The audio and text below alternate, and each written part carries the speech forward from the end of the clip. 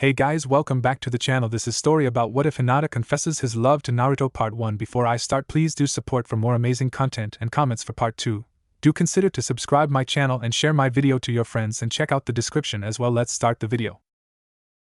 Naruto Uzumaki smiled as he walked through the streets of Konoha. He had just returned to the village after his successful mission to bring Tsunade of the Sannin back to the village. Bachan was currently meeting with the elders about the inauguration. Naruto had tried to go to that meeting, but had been kicked out. How could those two fossils tell Naruto that this meeting does not concern genin of no standing? Wasn't Naruto pretty much a shoo-in for Rokudan? Whatever. I'll go check in with the rest of the gang. I bet Sakura-chan will be thrilled that Bachan will be able to help Sasuke. Then, bushy brows will be up and running again. Man, Bachan's actually going to be useful. Naruto! A girl called out from behind him. Naruto turned to face the voice when he was practically tackled by bushy brows weapon-using teammate. Tenten? Naruto asked while hoping he got the name right. Need something? Is it true? Tenten pleaded with Naruto. There were clearly stars in her eyes. What? Naruto squawked. Tsunade-sama is back in the village? Tenten squealed. Yeah, I brought Bachan back to the village. She's meeting with those stuck-up elders now. Naruto grinned. That's so great. She'll be able to heal Lee. Tenten's face suddenly fell. I just wish Neji was around. I think he'd like to hear about your mission. He admires you, Naruto. Really? Neji admires me? Naruto repeated Tenten's last statement as a question. He didn't use the word admire, though. You've seen Neji. He's a genius, so his actual words were a lot more poetic. I need to thank you for whatever you did when you beat him in the Chunin exam finals. Tenten had a dreamy look on her face as the two genin started walking towards the center of town. You two started dating, didn't you? Naruto snickered when Tenten turned bright red. Tenten nodded. It's been great. But that has made the last couple of days really hard. No one has seen Neji or Hinata in a while. I was on my way to meet with some of the gang we took the Chunin exams with to talk about it. There was something very off about this entire situation. The Konoha 12, as the youngest genin teams of Naruto's generation had been named, rarely gathered into one large group. In fact, all 12 had only been in the same room a handful of times. First was the initial stage of the Chunin exams, where Marino Ibiki sadistically tested their information-gathering skills and their resolve. The second, and final time, had been for the preliminary rounds of the finals tournament. Naruto knew that the only complete team that truly hung out together outside of missions was Team 10. The second generation of the Ino Shikacho had always been friends. Naruto occasionally hung out with Kiba and Shino or Shikamaru and Chuji. The fact that Naruto socialized more with the other teams than his own hurt a bit. Thus, having a good chunk of the group get together was really unusual. So, what exactly is going on? I know Hinata was in kind of rough shape from her fight with Neji, but I talked to her before my match with Neji.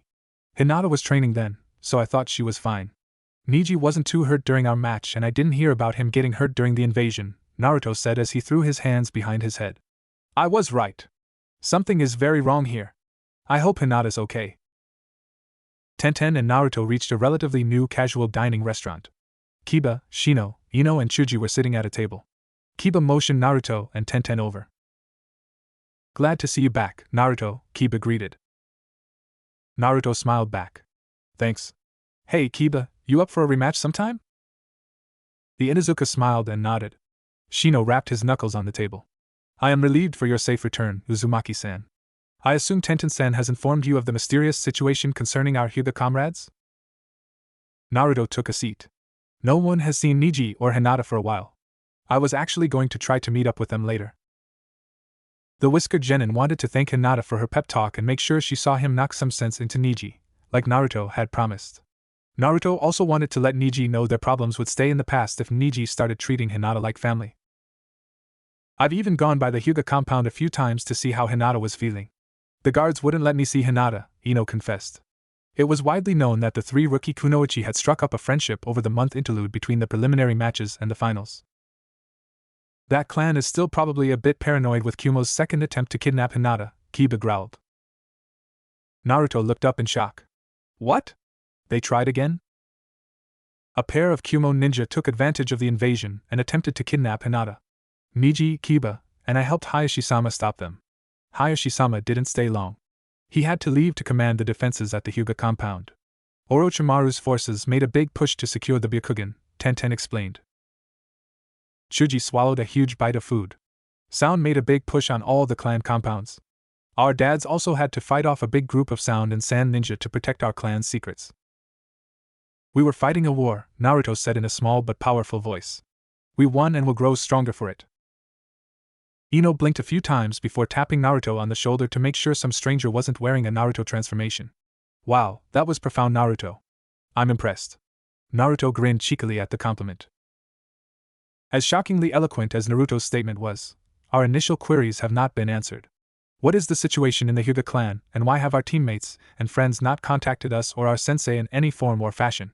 Shino interrupted. Naruto glared at the Aburame for a second. After a moment, he sighed and looked up. I'm going to find Bachan. There are a few things I was going to ask her about anyways. If anyone can help us find out what's going on with Hinata and Niji, it's her. Wait, when did you get a grandmother? Chuji nearly choked on his rice. She's not really my grandmother. She's just old enough to be, Naruto confessed. So, who is she? Kiba asked as he sneaked Akamaru a chicken wing. Naruto shrugged. Just Tsunade. Gah, I hope she isn't angry that it's been a few days since she's been able to gamble. Just Tsunade? The other genin screeched in shock at Naruto's casual and less than flattering description of one of the Sannin. Yeah. Naruto didn't catch the looks of shock and disbelief on his friends' faces. I'm going to track her down. You want me to get an autograph or something, Tenten? Hell yes. Tenten squealed in anticipation. Oh, and find out what is going on with Niji. I miss him. Make sure Tsunade-sama helps Lee. And tell her she's my hero. Naruto waved off the now fangirling Tenten. Anyone else have a request for our next Hokage? Once again, everyone's jaws dropped at Naruto's causal relationship with one of the legendary Sannin. No one could say anything and only shook their heads. I'll just tell Bachan you said hi then. Naruto waved to his friends and exited the restaurant. He was only a couple of steps out the door when he heard Kiba shout. Naruto has to be related to the Hokages. Nobody should be so buddy-buddy with them. Tsunade had never been so grateful to be freed from a meeting in her life.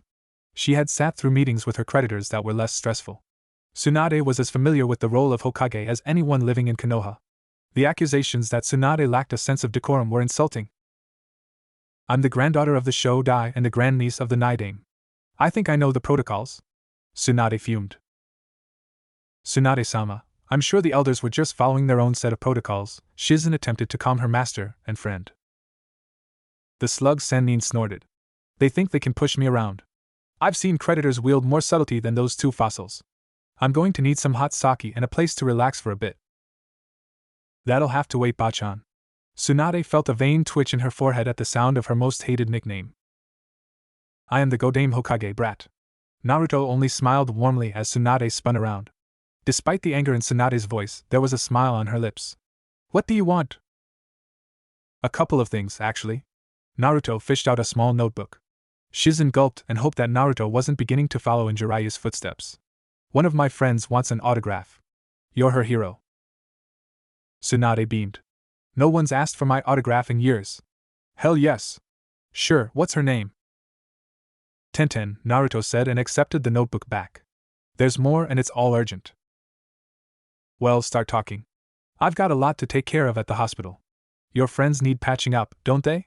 Tsunade started down the stairs. Naruto and Shizen fell in step with the legendary medic. Shizen followed at a respectful distance, but Naruto walked beside Tsunade as if he were her equal.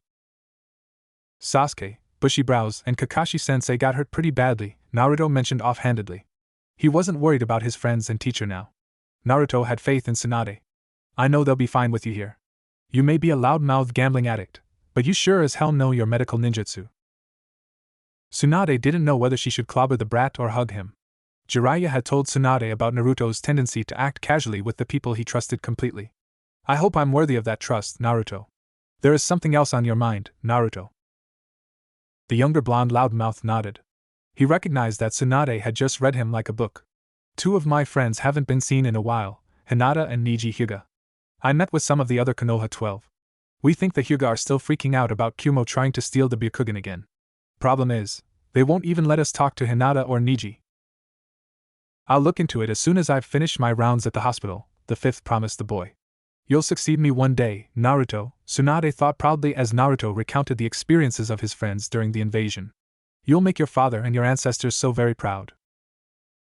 Sakura sat at Sasuke's bedside praying for a change in his condition. There had been no change, but Sakura had still visited every day. I'm coming in, a woman's voice that Sakura didn't recognize drifted into the room.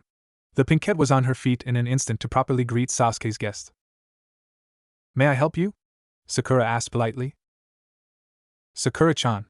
Tsunade-ba-chan is going to heal Sasuke. Naruto burst into the room to reassure Sakura. Sakura nodded once before turning to Tsunade. Guy-sensei informed me of your skill. Please, help Sasuke-kun, Sakura bowed and pleaded with Tsunade. Naruto smiled as he watched Tsunade go to work. He remembered how quickly Tsunade had healed his injuries after the fight with that bastard Kabuto. Naruto would give up ramen if Sasuke wasn't up and about within a minute after Tsunade finished her jutsu. Uzumaki Naruto knew he had much better luck with bets than Tsunade. When Sasuke stirred and sat up, Naruto's grin threatened to split his face in two. Sasuke, WL Naruto started to greet his teammate and friend. Sasuke-kun! Sakura threw herself at the barely conscious Uchiha and cried uncontrollably. At least she's happy. Naruto smiled softly before walking out of the room. Shizen's concerned look went unnoticed. Tsunade smiled approvingly, but was not aware of Naruto's pang of disappointment. I guess he can take other people's feelings into account. The Hokage followed Naruto to the next room. Tsunade healed Kakashi quickly, but spent most of the time assuring Guy that she would examine Rock Lee. Good to see you up again, Kakashi-sensei. Naruto laughed happily. The whiskered genin went out of his way to cheer up Kakashi. Tsunade had torn Kakashi a new one while healing the masked jonin. It's good to be back, Naruto. Kakashi smiled at Naruto's somewhat successful attempt. We'll talk about stepping up Team 7's training when Sasuke and I get out of here. Heck yeah! Naruto pumped his fist. He saw a guy ringing the curtain surrounding Kakashi-sensei's bed. Next, onto bushy brows. Guy was wide-eyed from a combination of hope, distress, and impatience. Please, Tsunade-sama. You must help my precious student Rock Lee. Might Guy and Naruto led Tsunade through the halls. The slug Sannin was familiar with the hospital, but was content to allow her too excitable ninja to guide her to Lee. Lee!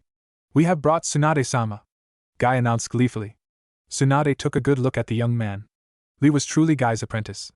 It took only a second to realize that Lee would not recover with just medical ninjutsu. The boy would need invasive surgery and a lengthy physical recovery. This is your disciple? Tsunade asked. Guy pumped his fist. This is my precious student, Rock Lee. Naruto, don't you have some other appointment? Tsunade reminded Naruto. Yeah, I need to meet Iruka-sensei. Naruto turned to leave. Wait. What about Hinata and Niji? We need to figure out what's going on with them. I'll check into it after I examine Lee, Tsunade promised. Naruto wished everybody good luck before speeding off to visit his favorite academy teacher. Who knows? Maybe Iruka-sensei has heard something about Hinata and Niji?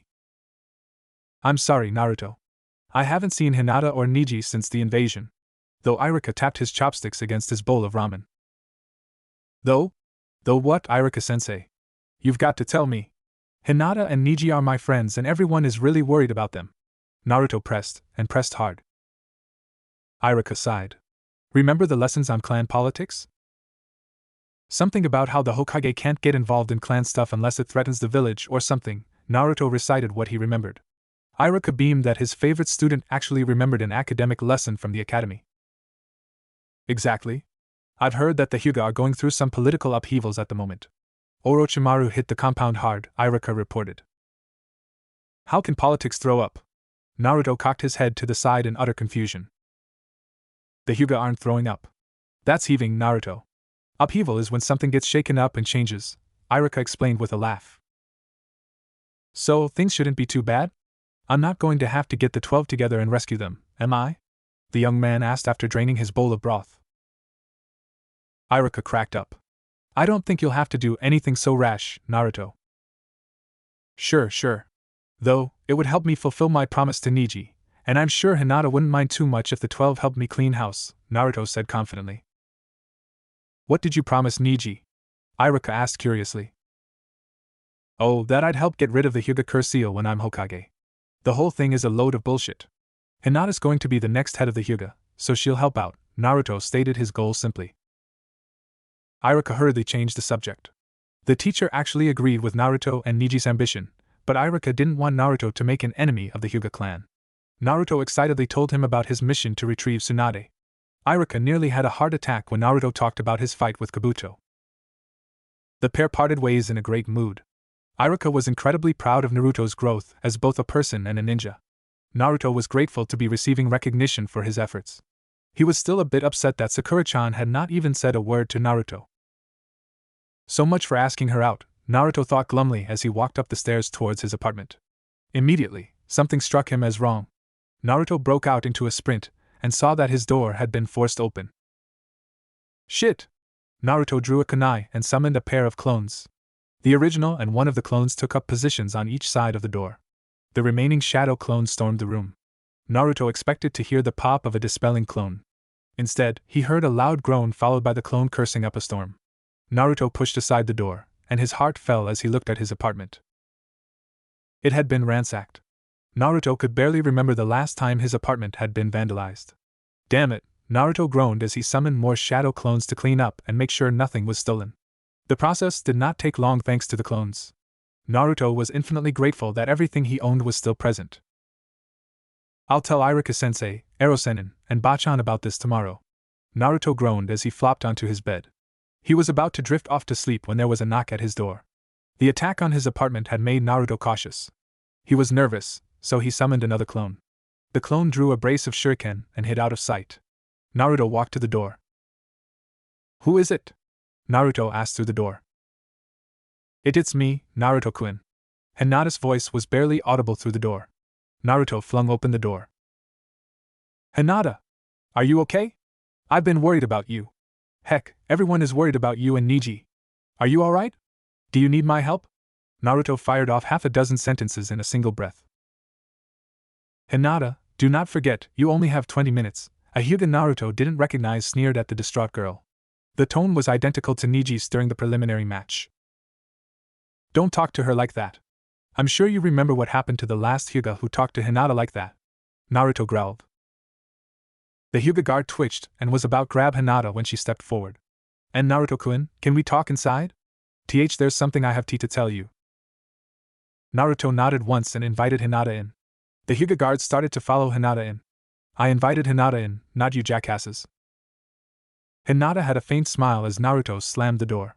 For a moment, Hinata allowed herself the fantasy that Naruto would let her stay forever. The clan would never allow that, of course, but it was a comforting fantasy. So, Hinata, what do you need to tell me? Naruto asked as he pulled up a seat for Hinata. Hinata wiped away a few tears. There is so much I want. No, I have to tell you, because I'll never get another chance. This is the last time we'll ever see each other, Naruto-kun.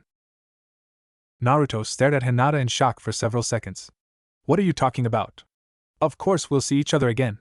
I mean, Iruka-sensei said your clan is going through some upheavals or whatever, but that will work itself out, won't it? I am so sorry, Naruto-kun. And my father is no longer head of the Hyuga. The council revoked his title because of the losses we suffered during the invasion. Hinata choked up and started crying. Naruto was suddenly overwhelmed by the urge to simply be there for Hinata. He was incredibly confused by this strange and sudden urge. Naruto and Hinata had never really been close before the Chunin exams. The only real memory he had of Hinata before the exams was how shy and kind she was. This sudden urge to protect her was fresh. In fact, it still confused the hell out of Naruto. So, without really thinking, Naruto simply hugged the distraught girl. Keep talking. I can't help if I don't know what's going on, Naruto whispered gently. Hinata sniffled a bit. I am being sealed in 1 week. The Hyuga Council has barred me from ever leaving the compound. Hanabi will be the new heiress. Hinata once again broke down. They can't do that, Naruto shouted. What the hell gives them the right? The council, they can't have anyone loyal to my father in positions of power, Hinata sobbed into Naruto's shoulder. We have a week. We can make this right, Naruto promised. I wish I could be as confident as you. That's why Hinata closed her eyes and paused. What is it, Hinata? The softness in Hinata's tone caught Naruto off guard. Naruto felt a heat in his cheeks that he had never felt before. Hinata pulled herself away and took several deep breaths. Do you remember our conversation before your match with Niji-Nizan? Hinata forced herself to look Naruto in the eyes. This is the moment I have dreamed of. I cannot falter. Naruto nodded. You said I was a proud failure, and had the strength to keep going. Naruto paused. You also mentioned intense feelings of the heart. I did, Hinata said, and looked away with a shy smile on her face. Naruto matched Hinata's smile. She wasn't crying anymore, which was an infinite improvement. What did you mean by that? Naruto gulped. He had a feeling of where this was leading. Hinata's face shot up. She wore the same look of determination she had when she stood up to Niji. I love you. Love? Naruto stammered. He had just realized that Hinata liked him, but love? That had been completely unexpected. Me? No one has ever told me that. How do I even respond to that? Hinata's a great friend and an amazing person, but… I love you, Naruto-kun, Hinata repeated. I have always admired you. The Chunin exams, that was when I knew that I loved you. I nearly gave up when Ibiki-san told us about the 10th question. Your words gave me hope that I could accomplish my goal of changing myself. I realized how hopelessly I loved you during my fight with Niji. After all the years of waiting, I found the courage I never had before. I was so glad that you helped me realize my own self-worth, even if I only had it for a little while. You've always been worth something, Naruto said with quiet conviction. But do I deserve your love? Naruto's question caught Hinata completely off guard. What do you mean? You nearly died, Hinata-chan. If I hadn't kept yelling for you, you wouldn't have taken that second blow to the heart. That's why I didn't visit in the hospital. I was terrified that you hated me. Our conversation at Training Ground 3 meant a lot. I knew then that I hadn't lost one of my few friends. That meant as much to me as the confidence you gave me before my fight with Niji. Naruto pinned Hinata in place with an intense, but vulnerable stare. I don't know my feelings for you yet, but you deserve so much more. Calling you Hinata-chan is the least I can do. Hinata brought her hand to her mouth. He called me Hinata-chan. I have one less regret now. I could never hate you, Naruto-kun. Thank you, Hinata-chan, Naruto said simply. Our time is nearly up. I wish this could have lasted forever. Oh, how I wish this could have lasted forever. Hinata shook away her tears. I have one last gift, my love. Again, the depth of Hinata's feelings stunned Naruto. No one had ever been so outspoken in their love for him. Naruto found he could only watch Hinata place a scroll on his table. Hinata gently placed a hand on Naruto's cheek. He was so emotionally overwhelmed, he couldn't react to the physical contact. When Hinata kissed him, Naruto could only melt into it. It is too much too soon. This isn't fair. I don't think I'll ever get a second chance at this. Naruto's mind raced. The two Hyuga guards entered the room and hissed at the sight. I think we've indulged this farce long enough, the first Hyuga sneered. The second guard grabbed Hinata by the shoulder and pulled her away. Naruto was ripped away from the moment. The conflicting bliss and pain was replaced by rage. Where do you think you're taking her? To the compound. Do not interfere, Uzumaki, the taller guard ordered. The hell you are! Naruto roared. Hinata froze in place. He is doing this for me. Yudai and I are Jonin. Would you risk your life, your future, to oppose us? The taller Hyuga asked disdainfully. Damn right I would. Naruto felt the Kyuubi's chakra flow from the seal. He's tapping into the Kyuubi's chakra. Stop him, Junichi! Yudai bellowed. Junichi activated his Byakugan without hand seals. 8 trigrams, 64 palms. Junichi, in his fear, did not use the formal name for the devastating Juken technique. Hinata screamed Naruto's name and struggled against Yudai's grip. We must leave. The council must be informed of this. The last image Naruto saw before slipping into unconsciousness was Hinata struggling against her captors and begging them to let her help Naruto. The last word to escape Naruto's lips was her name. Pain racked Naruto's body, as his chakra points began the process of forcing themselves open. The emotionally and physically devastated young man clawed over to the nearest chair. Naruto pulled himself up and looked at the clock. 4 hours. Naruto grimaced and stared at his open door. It's been 4 hours since those bastards stole her. The agony of what had occurred racked Naruto's body. The shock of Hinata's confession and predicament transcended purely emotional pain and became physical. The words "I love you" had always been something Naruto dreamed of hearing. Though, it had always been Sakura-chan in his dreams. Truthfully, Naruto realized Sakura-chan would never return his feelings for him. Sakura's heart belonged totally and completely to Sasuke. Naruto finally accepted Sasuke's victory when Sakura had thrown herself at the Uchiha in the hospital without a second's thought for Naruto. Is Hinata-chan's love for me that strong? How could it be? I nearly killed her. Why me? What have I done to deserve anyone's love?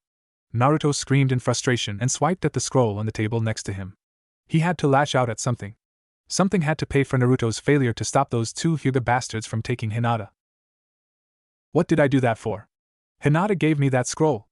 Naruto cursed at himself and shot out of the chair. His entire body was still numb from the 8 trigrams, 64 palms, but Naruto pressed on. The scroll had been knocked under Naruto's beside table. Naruto fumbled for the scroll and sighed in relief that it had not been damaged.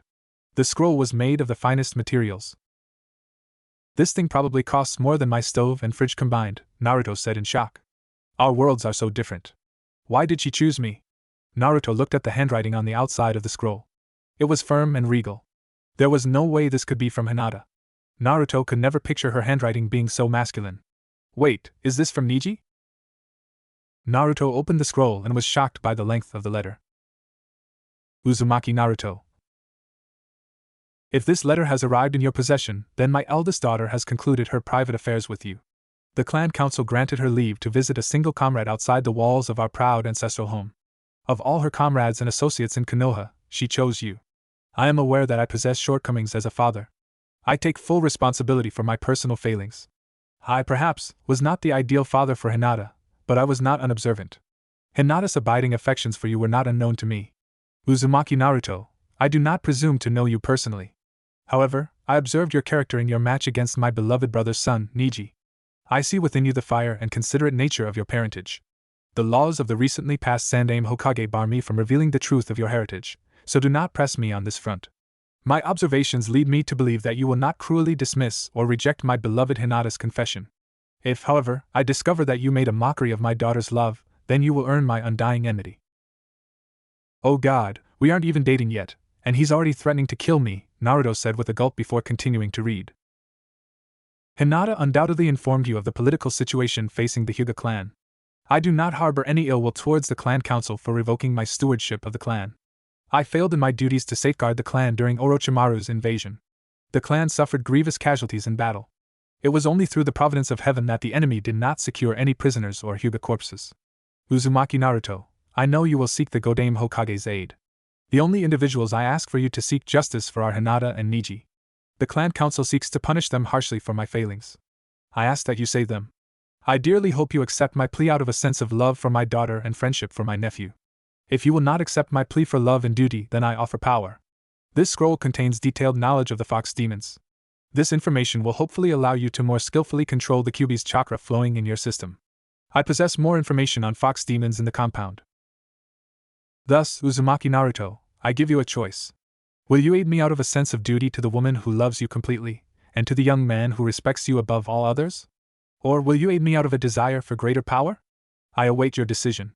Know this, if you abuse this power, I will seek to expunge my greatest failure and dedicate myself to protecting my family and my village. Do not destroy the trust Hinata has placed in you. Hyuga Hayashi 24th clan head of the Hyuga. Naruto had never read anything so formal in his entire life. Hinata's dad had gone out of his way to use the formal title for Bachan and use the ancient way of writing names. Naruto felt smarter just by reading the letter. The Jinchuriki of the nine-tailed fox wasn't sure what to think about Hayashi Hyuga. Hayashi was undoubtedly a very proud man. Naruto could feel the pride Hinata's father had in the Hyuga clan. Unfortunately, Naruto thought he had screwed up with Hinata. Hayashi had completely failed to recognize how amazing Hinata was while raising her. At least Hayashi's man enough to admit when he screws up, Naruto said respectfully as he completely unfurled the scroll. Now to see what this fox demon stuff is all about. Naruto stared slack-jawed at the amount of information available. There were dozens of diagrams, pages of information, and strange symbols that hurt to look at. Might as well start at the beginning. Subspecies of the fox demons, Naruto read out loud. How am I going to make heads or tails of all this? Naruto closed his eyes and lamented in his head. It is time that we had a talk, Naruto Uzumaki. Hinata slowly unpacked her belongings. After the clan council, officially Hanabi's regents, had stripped Hinata of her title of heiress, Hinata had been moved to the branch family quarters. The loss of her enormous room did not bother Hinata. She had often felt lonely and isolated in her quarters. The simpler bedroom she now occupied was more to her tastes. Unfortunately, Hinata could not bring herself to accept the cozy room. It was her prison. This room would isolate her from the great joys of her life. Hinata would never be able to advance as a kunoichi under Kurenai's watchful eyes.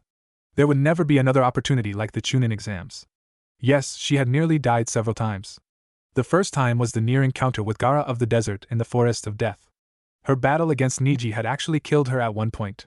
Niji's gentle fist attacks had actually stopped her heart for nearly 45 seconds. Hinata still savored the opportunity of the Chunin exams. She had proven to herself, her team, and most importantly, to the man she loved, that she could grow and change. The realization that she would never see Kurenai-sensei, Kiba-kun, Shino-kun, and most painfully of all, Naruto-kun, again, tore her apart. At least Naruto-kun knows that I will always love him, Hinata thought as she wiped away her latest tears. He had been so kind during her confession. The kiss they shared would be Hinata's most cherished memory. Wani-chan, may I come in? Hanabi's question had unwittingly saved her sister from sliding deeper into melancholy. Of course, Hanabi-sama, Hinata replied automatically. The door slid open, and Hinata's little sister entered with a frown on her face. Please don't call me that. Hanabi chewed her lip. You're the only one in the compound who calls me Hanabi-chan. You're the heiress now, Hinata said simply. Well, I didn't want it like this. The younger Hyuga girl screamed. Hinata walked over to her sister and simply hugged her. None of us wanted it like this, Imuto, Hinata said as she comforted her sister. Why is the council doing this? Daddy did all he could to protect everyone. The newly declared heiress cried into her big sister's jacket. Hanabi strove to act mature and to be the perfect Hyuga, but she was still a 7-year-old girl. Father did everything you could ask of a leader. The council forgets that our eyes, while powerful, do not make us clairvoyant. Father could not foresee Suna's treachery, or Orochimaru's attack. He is a great man, but father is not a prophet, Hinata tried to explain. The two girls were silent for several moments before Hanabi spoke again. Did you tell Naruto-san? I told Naruto-kun that I loved him. The elder Hyuga smiled at the memory. Did he say it back? Hanabi asked hopefully.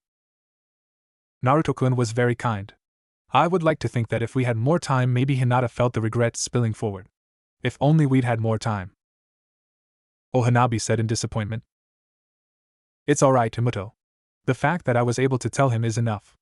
Hinata and Hanabi separated so that Hinata could continue to unpack. Hanabi wordless offered to help.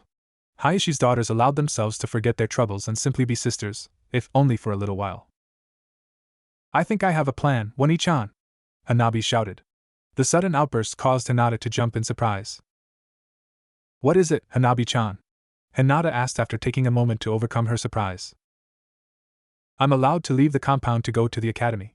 Konohamaru, Naruto-san's self-proclaimed minion, is in my class. We could work out ways to keep you and Naruto-san in touch. Hanabi was bright-eyed at the 7-year-old genius of her plan. You would do that for me? Hinata felt her breath catch in her throat. You're my big sister. Of course I will. You will own me though, Hanabi ended her reply with a smirk. Hinata snatched Hanabi's hands. Anything. I, as heiress of the Hyuga clan, hereby order you, Hinata Hyuga, to teach me how to press flowers, Hanabi ordered tongue-in-cheek. Mine never turn out as pretty as yours. Hinata was crying again. This time, she was crying because she had gotten her sister back. Hinata pulled her favorite flower press out of its box and collected a few flowers from a nearby vase.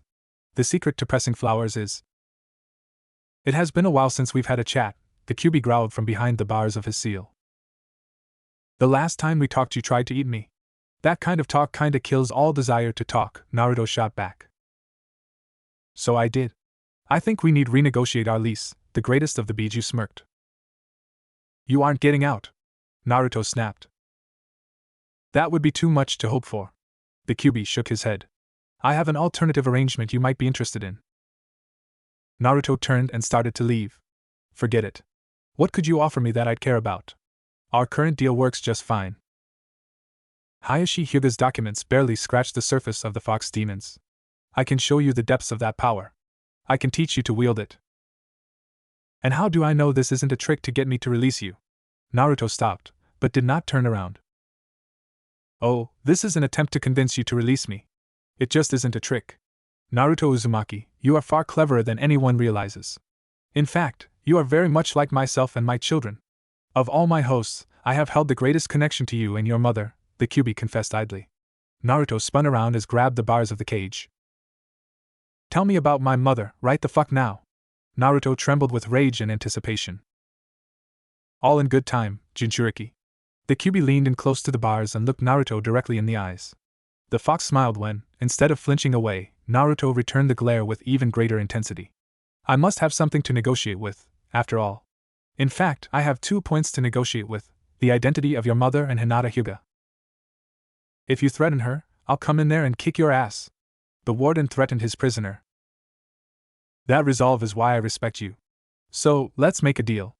I grant you power, knowledge and access to techniques rarely seen by mortals, and you give me a bit of a longer leash. You've got my attention. Start talking, furball, Naruto ordered the demon. The Biju shifted positions and smiled. Then let's talk. Naruto fumed as he stood at the Kyuubi's cage.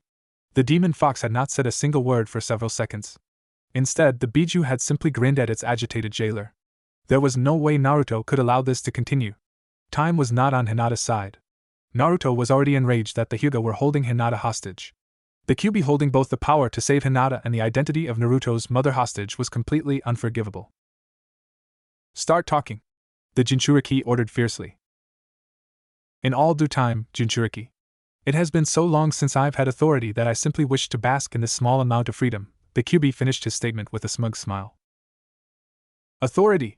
Naruto spat the word as if it was rotten ramen. This is my mind. It is your prison.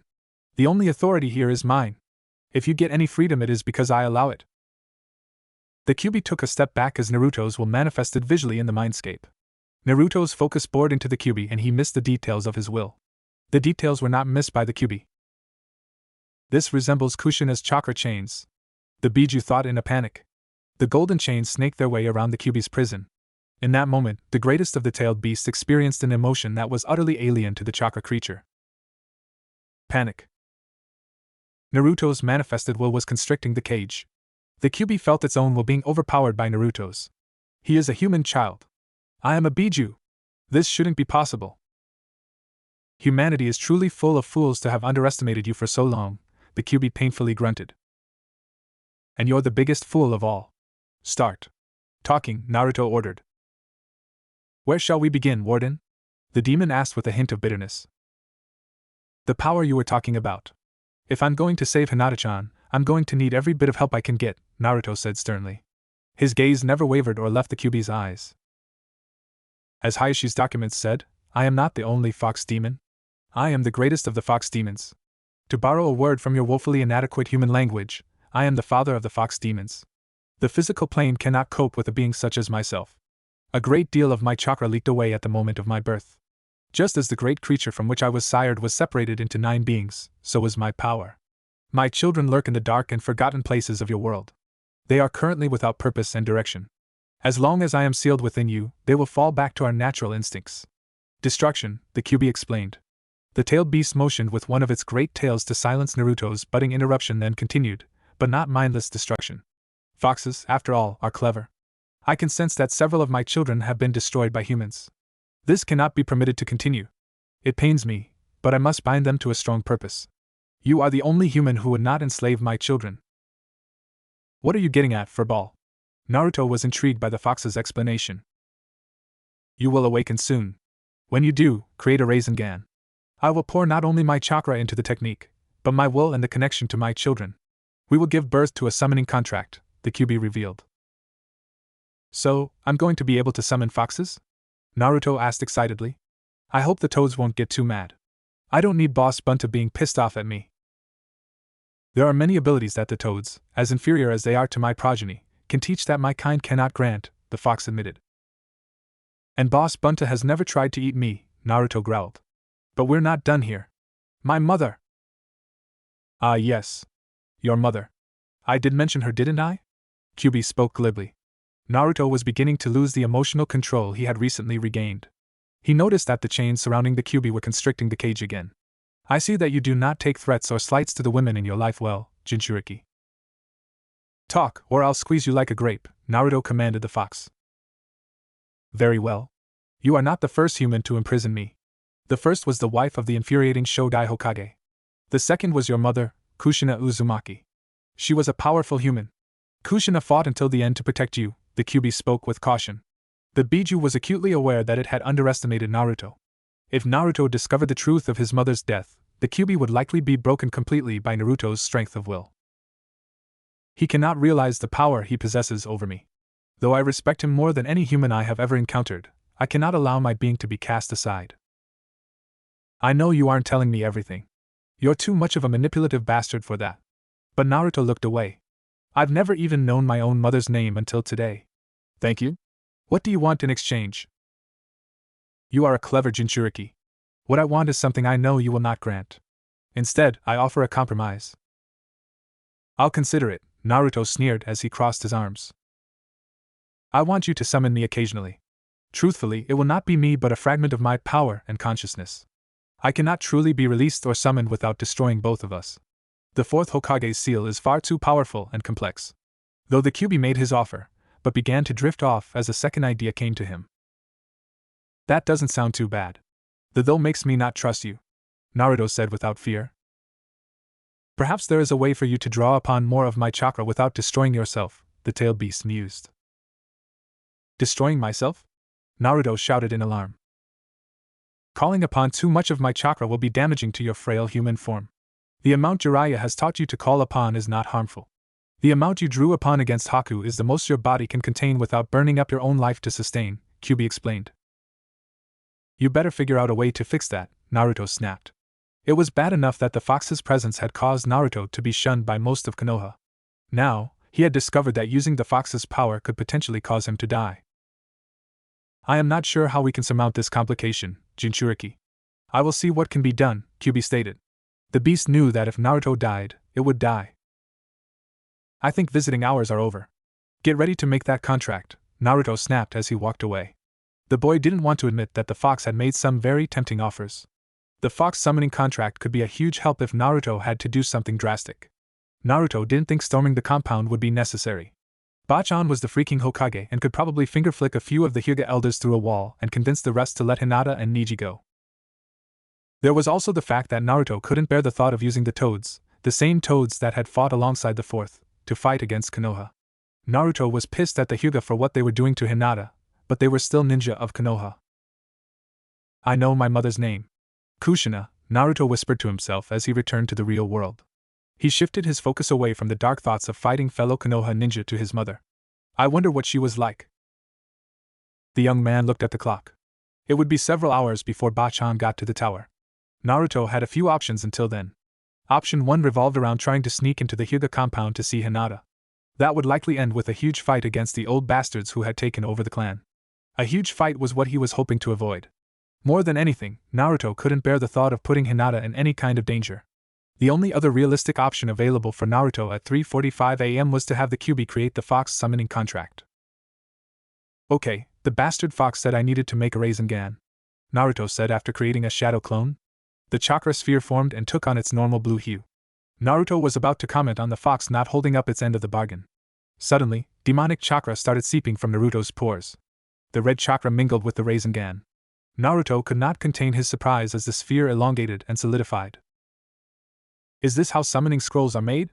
The young genin's natural curiosity had taken over. He watched with awe as the chakra became matter. Gravity exerted its influence, and the summoning scroll fell to the ground. Naruto opened the scroll and was surprised by how simply it was. The toad scroll was far more ornate. Here I thought the Lord of Foxes would have a bit more flair. Naruto snorted dismissively. We created the contract from nothingness. Artistry requires concentration and chakra control you do not possess yet, the Kyuubi retorted. Whatever furball, Naruto grunted and ignored the Kyuubi's response. He bit his thumb and signed his name just as he had with the toad scroll. Naruto took a kunai and cut his hand. He slapped his bloody palm onto the scroll. Naruto grinned triumphantly. Let's see if I can do better than a tadpole. Summoning jutsu. There was a flash of smoke and Naruto crossed his fingers.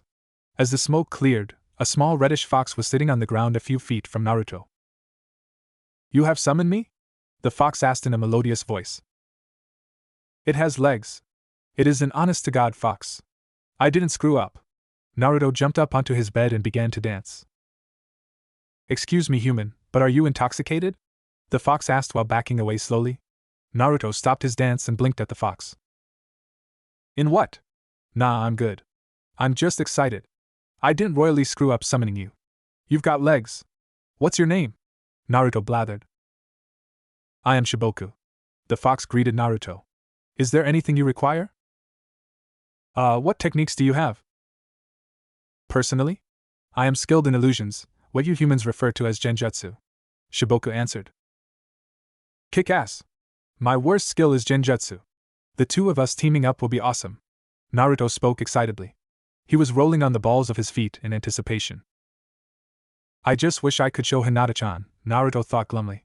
The Jinchuriki cast a glance at the table. Why did they only give us 20 minutes? Yudai, you are a fool. The fifth hasn't rescinded the third's laws surrounding the Jinchuriki. You committed a capital offense. Norio Hyuga hissed. Only the Jinchuriki and the failure heard me. The failure will never leave the compound and the Jinchuriki is an outcast, Yudai said while dismissing the elder's concerns. The Jinchuriki is favored by Tsunade-sama. The Hokage has made her high opinion of Uzumaki Naruto abundantly and publicly clear. Hanako Hyuga, the lone female elder, said in exasperation. Yudai paled. The elders shook their heads and dismissed the Jonin. Sadao had activated his Byakugan and watched as the Jonin hurried away from the council chambers. We will have to kill Yudai ourselves. I concur. I do not see his removal being a difficult thing to accomplish. He has always been rash and controlled by his passions, Norio agreed. Hanako smirked as an idea formed. We can use Yudai's weak function to our advantage. I will deal with Yudai. This will also give us an opportunity to further sequester the former heiress. Naruto had sent Shiboku back to wherever he had come from and was sitting at his kitchen table. He was smiling for the first time since before Hinata's confession. The smile faltered as he thought about it. It was confusing. Naruto felt lightheaded and incredibly happy that Hinata had told him that she loved him. No one had ever said those 3 words to Naruto.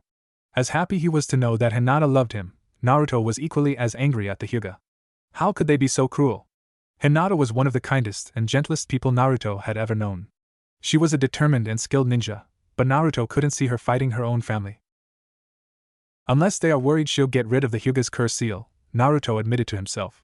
He pushed aside his half-finished instant ramen. The clan elders seemed to be going out their way to punish Hinata and probably Niji. Naruto had not forgotten about his other Hyuga friend's plight, but Niji hadn't confessed that he loved Naruto like Hinata did. Naruto suddenly gagged at that thought and wished he could burn ideas. Focus on Hinata-chan, Naruto mentally commanded himself.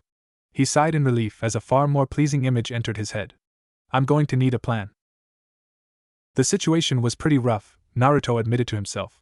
He, until very recently, was Konoha's social pariah.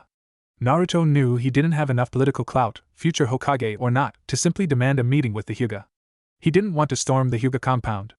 Naruto was confident he could get Niji and Hinata out of there if the situation came to that, however he had the toads and the foxes. Heck, Naruto had a deal with the freaking Kyuubi. A fresh wave of fear washed over Naruto.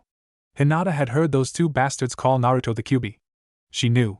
She knows, Naruto mourned the revelation of his burden. Hinata-chan deserved to know but not like that, Naruto groaned. How could Naruto face her now? I really need to speak with Ba-chan, Naruto said dejectedly. Why is this so unfair? Naruto slapped his own cheeks. Focus, Naruto. Ba-chan will be in her office in a bit. Moping won't do a damn thing. There was nothing Naruto could accomplish sitting in his apartment. He had to talk to Ba-chan and Erosenin as soon as possible. Naruto bolted from his apartment and ran through the slowly awakening streets of Konoha. A few times, Naruto was stopped by civilians congratulating him on bringing Tsunade back to the village or for his victory over Niji. It was a strange sensation to be celebrated instead of shunned. If everyone is so happy to see me, then who wrecked my place? Naruto thought. He reached the tower before most of the Hokage's staff. Naruto nearly ran into Hamiura Midokado. Sorry, I'm in a bit of a rush, Naruto apologized sheepishly. The elder shrugged at the genin and walked off. Jackass, Naruto mumbled under his breath and jogged up to Tsunade's office. He didn't even bother knocking. Naruto simply pushed open the doors. What are you doing here, Naruto? Tsunade groaned after downing a steaming cup of tea. I've got a couple of huge fucking problems, Naruto hissed. Tsunade glared at Naruto for his language. Alright, Naruto. Tell me your huge problems. I want you to tell me them calmly and without creative adjectives, the Hokage ordered. Naruto took a deep breath and started to recount the events of the last night. He covered almost all the details, but skipped over his deal with the Kyuubi. Tsunade had snapped off part of her desk when Naruto revealed that he had been hit with the 64 palms. Shizen! Tsunade roared. In an instant, her assistant burst into the office. Yes, Hokage-sama? Shizen asked in concern. The Sanin's apprentice had only seen her master this upset once before. A man had tried to cheat her at cards. Go to the Hyuga compound. I want the entire clan council here in 25 minutes. If they are late, I am stripping them of their rank, the fifth Hokage said dangerously. Yudai wasn't sure why Hanako had requested his presence in the branch family section of the compound. He yawned heavily as he rounded the corner. Yudai was annoyed that he had to get up so early. His debriefing had lasted for hours last night. The Hyuga Jonin saw Hanako berating Hinata for something as he entered the hallway. Yudai stopped and waited for the elder to finish disciplining the former heiress. This could take a long time, Yudai thought glumly as he fought the urge to groan. Suddenly, Hanako looked at him and smirked. Yudai felt a wave of apprehension batter him. His paranoia was rewarded when the elder grabbed Hinata's collar and viciously tore at the girl's shirt. What the hell? Yudai shouted in confusion. His shout became a wordless cry of pain. A powerful gentle fist strike had pulped his aorta. Yudai bled to death in seconds. Hanako looked at the dead man for a moment before turning her attention to Hinata. Cover yourself, girl. You have debased yourself enough by having feelings for that thing. Hinata stared in wordless terror at the corpse of Yudai. She covered herself as best she could. Why? Why? Hanako reacted as if Hinata had asked if the elder was actually a woman. I am saving your virtue, of course. The former heiress trembled in fear. She had always known Hanako was devious. This, however, was on a completely different level. Go to your room. If you leave it without my express permission, you will be sealed tonight, Hanako threatened. I understand. Hinata acquiesced. She knew just how much of a disadvantage she was in. A large part of her still held on to the hope that Naruto would save her from her fate. If Naruto was to save her, and Niji, he would need more time. Hinata felt her face burn in shame as she slunk through the halls. She desperately hoped no one would see her like this. Hanako dispelled her shadow clone and exited the hallway. Today was off to a wonderful start. She strolled through the halls triumphantly. Hanako was informed by a branch servant that the Hokage's majordomo had arrived bearing a scroll with the fifth's personal seal. The elder stood in the back of the great hall and simply observed the proceedings. Shizen unfurled the scroll. By order of the fifth Hokage, Tsunade of the Sannin, all Hyuga counselors must report to the Hokage's tower in 25 minutes, or be stripped of their shinobi rank. Most of the Hyuga counselors sped out the door. Hanako calmly approached the Hokage's apprentice and assistant. I will not be able to attend the meeting. There has been a tragic event that must have at least one counselor to contain, the female elder said mournfully. Tell me the situation and I may secure you a reprieve from Tsunade-sama, Shizen responded sharply. Yudai Hyuga attempted to sexually assault Hinata this morning. I killed the criminal with a gentle fist strike. Young Hinata is distraught. The poor thing will need consoling and I must lead an investigation into how Yudai was in the branch quarters without consent in the first place, Hanako explained. In light of the situation, I will ask Tsunade-sama for leniency. However, you must supply a full report to your Hokage. We will also want access to Hinata-san, Shizen commanded firmly. Of course, Hanako said and bowed. Shizen nodded once, before turning on her heels and leaving. Hanako smiled triumphantly. The Hyuga would not repeat the follies of the Uchiha. They would never plot to rise up against Konoha. Instead, they would secure even greater autonomy inside the village. The next generation would earn even greater political power and prestige. In a few generations, the Hyuga would be the power in Konoha. Hanako smiled at the dream of the Hokage becoming a hereditary Hyuga position. She sighed regretfully as she acknowledged that she would not live to see the first Hyuga Hokage. Hanako contented herself with the knowledge she was laying the groundwork for her clan's future golden age. She took a single sharp breath and steeled herself. There was a great deal of work to be done. Naruto paced just outside the Hokage's office. Bachan had asked Naruto to leave after she had ordered Shizen to get the Hyuga elders. It had taken all of Naruto's self-control not to point and laugh at the exhausted Hyuga elders. Serves them right, Naruto thought behind a grin. After basking in his amusement for a moment, Naruto couldn't stave off his boredom any longer. He flopped down on the sofa outside of the office and thought about what he needed to accomplish. There was the obvious goal of rescuing Hinata and Niji. Naruto was hoping Tsunade could handle the Hyuga elders and get Hinata back. Unfortunately, that brought up a problem for Naruto. How am I going to talk to her about the Kyuubi? Naruto groaned at the thought. Naruto's other concerns seemed minor in comparison. He had to give Tenten Tsunade's autograph. That, Naruto thought, wasn't a half-bad idea. Naruto could deliver the autograph and let Tenten know that Tsunade would help out Niji. I should probably check in with Kakashi-sensei. Naruto chewed over the thought as he cast a curious glance at the door to Bachan's office. Ne, Shizen-ichan, Naruto spoke up. Tsunade's assistant had been sitting quietly across the room from Naruto the entire time. Shizen had explicit orders to make sure Naruto didn't fly off the handle and fight the entire Hyuga clan. Yes, Naruto? Shizen asked. Do you know how long that meeting will take? I want to be here when it ends, but there's a bunch of stuff I need to take care of, too, Naruto explained. You can just use shadow clones to finish your errands, Shizen assured Naruto.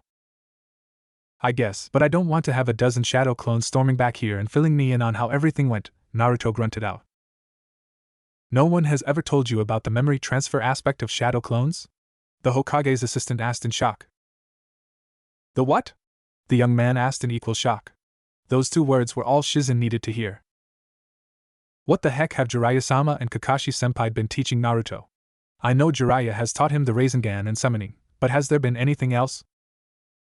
Shizen began to explain how shadow clones transferred memories to the creator after the clones were dispelled. Naruto's face lit up with excitement at all the possibilities. Shizen smiled at the boy's reaction. She realized she found teaching to be pleasant. That is so cool. I can get everything done now, Naruto said excitedly. Naruto-kun, you can't try to sneak into the Hyuga compound, the Sanin's apprentice cut off Naruto's train of thought. Naruto pouted a bit before nodding. I should probably trust Bachan to take care of everything, Naruto agreed, though with some reluctance. The young shinobi created a few shadow clones. Alright, listen up, Naruto commanded. The shadow clones turned their attention to their creator. One, however, kept his ear pressed against the door in a ham-fisted attempt to listen in on Tsunade's meeting. Naruto pointed at the clone at the door. You stay here and listen in, the original said sharply. I want you on the left to go give Tenten Tsunade's autograph and fill her in on what's going on. Finally, you on the right, go find Kakashi-sensei and check in with him. I'm going to see Iruka-sensei. Shizen shook her head at the amusing antics. She could say many things about Uzumaki Naruto, but Shizen would never call him boring. Please try to stay out of trouble, Naruto-kun, Shizen pleaded. Can't make any promises, Naruto shouted cheekily as he rushed out of the Hokage's tower. The majordomo for the Hokage didn't know whether she should laugh or groan. She settled for an amused head shake as she watched Naruto run down the stairs. Hinata-sama? May I come in? Niji asked as he stood outside of Hinata's room. Hinata slid the door open and smiled softly. Niji and I-san, I am no longer heiress. Socially, we are equals, Hinata reminded her cousin. I will always call you Hinata-sama. If it was not for you and Naruto, I would be trapped within my own darkness forever, Niji countered. I just wanted my big brother back, Hinata said softly. Please come in, Niji and I-san. Niji followed Hinata into her Spartan quarters. Hinata motioned gracefully to one of the few chairs. She was no longer the heiress, but the years of etiquette training ensured that Hinata would always be a gracious hostess. Thank you, Hinata-sama, Niji said formally. Hinata could not decide how she should truly act around Niji. Hinata could still remember the horrible pain Niji's words and strikes had inflicted in the Chunin exam preliminaries. Only a few days ago, she was his societal superior. Yet, she had been reaching out to him for so long. Hinata's greatest dream had always been for Naruto to return her feelings. However, she had also dreamed of repairing her relationships with Niji and her father a great deal. Unable to reconcile her emotional confusion, Hinata made a bold decision. She would treat Niji as the brother she had always wished for. You are welcome, Niji and I-san, Hinata replied with involuntary formality. She caught herself and shook her head. I heard from Shuichi what happened earlier today, Niji said darkly. I am glad you escaped unharmed and with your virtue intact. Yudai will not be mourned by the cadet branch. His attack on you was the latest in a long line of abuses. Niji and I-san Yudai Hinata stammered. She was afraid of what Hanako would do if she discovered Hinata had revealed the truth to anyone. What he did was, Niji said as he rose from the chair. I will begin to make amends, Hinata-sama, Niji thought earnestly. He was murdered, Niji and I-san. He didn't even touch me, Hinata whispered. Niji quirked his eyebrow in confusion. I don't know why Hanako did it, but she killed Yudai-san and made the claim he tried to assault me. Are you sure, Hinata-sama? Niji asked. Yudai was not subtle in describing his attraction towards you. Hinata shuddered as she remembered the time she had overheard Yudai's drunken ramble. That had not been a pleasant night. Hinata had been sneaking out of her room to get a late-night snack. Instead of a quick bite to eat, she had to hide and listen to three men drunkenly complain about Hayashi being soft on the branch house and describe her body in ways she never wanted to hear. It was a terrible night. I'm sure, Hinata said in a small voice. It would be easy to convince the clan that Yudai attempted such a vile act. But why would an elder kill him like that? Niji quizzed Hinata. He wasn't sure if she was simply traumatized or if there actually was a larger conspiracy afoot. Hanako was known to be both shrewd and devious. A larger conspiracy against Hayashi-sama would not be out of the question. I don't know, but I think it was because he ordered Junichi to attack Naruto last night, Hinata suggested nervously. Tsunade-sama is close to Naruto. The clan was probably terrified of the Hokage's wrath. That is reasonable, Hinata confessed. She did not want to mention the Kyuubi. It was true that Naruto was born the day the Kyuubi had attacked the village. But to claim Naruto had been tapping the Kyuubi's chakra? That was impossible. Wasn't it? I need to talk to Naruto. I just want to hear his voice. I just want to see him smile, Hinata thought painfully.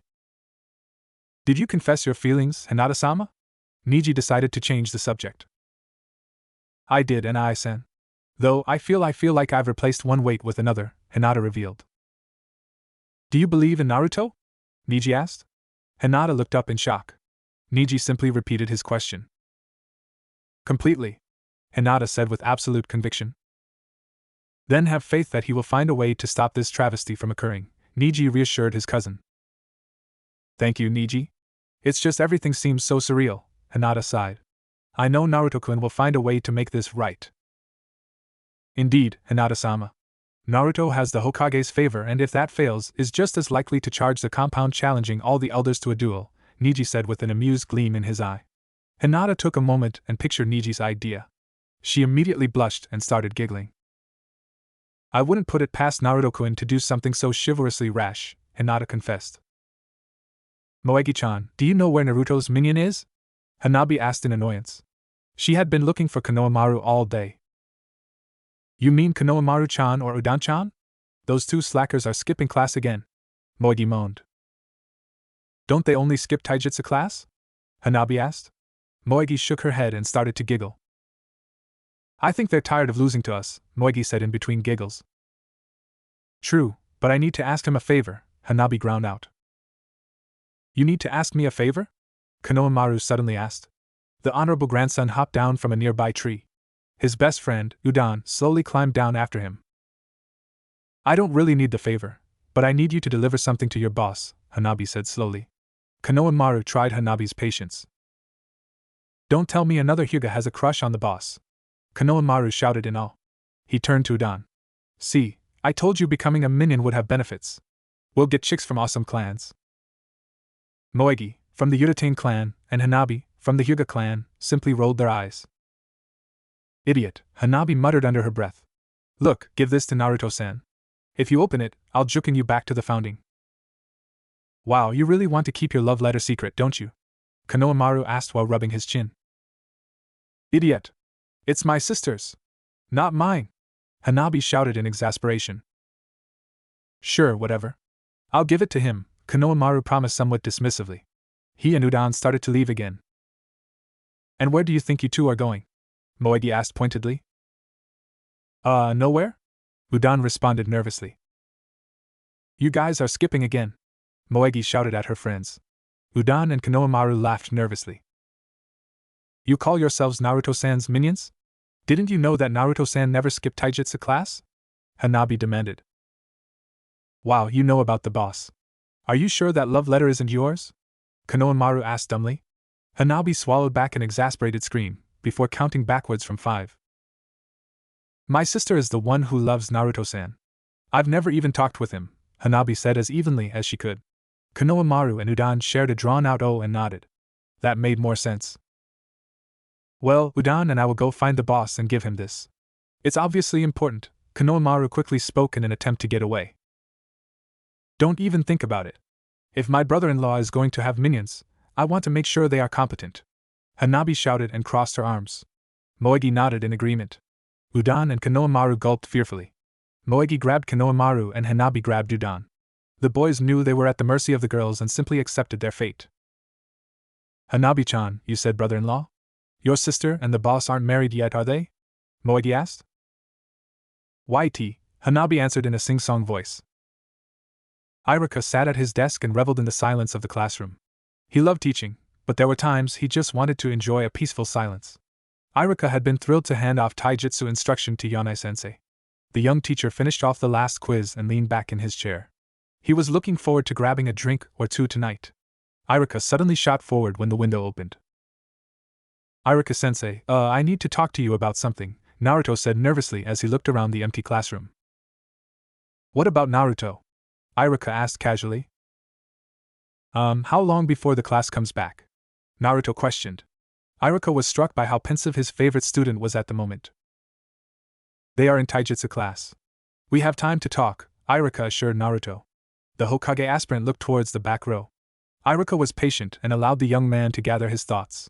It was unusual to see Naruto like this. Clearly, the subject was extremely important to Naruto. Irika was grateful that Naruto trusted him enough to share his concerns. Where is the line between like and love? Naruto finally asked. I can't teach you where the line is, Naruto. You have to discover it for yourself, Irika explained. What? Naruto asked in total shock. You're the greatest teacher ever. How can you not teach me something? Naruto wasn't panicking, but his emotions were definitely about to run wild. He needed to sort his head out. Thank you for your faith, Naruto. But this isn't something I can teach you. I've personally never found where my own line between like and love is. Can you explain why you like the taste of ramen to someone who has never had it? Irika tried to point Naruto in the right direction. No, but I have to figure it out. If I don't figure it out soon, I'll lose my shot at this. Irika-sensei, I haven't needed your help like this since the day I found out about the fox. Naruto shouted. Irika saw the cascade of panic, hope, confusion, and nearly a dozen other emotions play across Naruto's face. Okay, I understand. I'll need a minute, Irika said in an attempt to calm Naruto. Let me tell my class something and I'll be back. I promise, Naruto.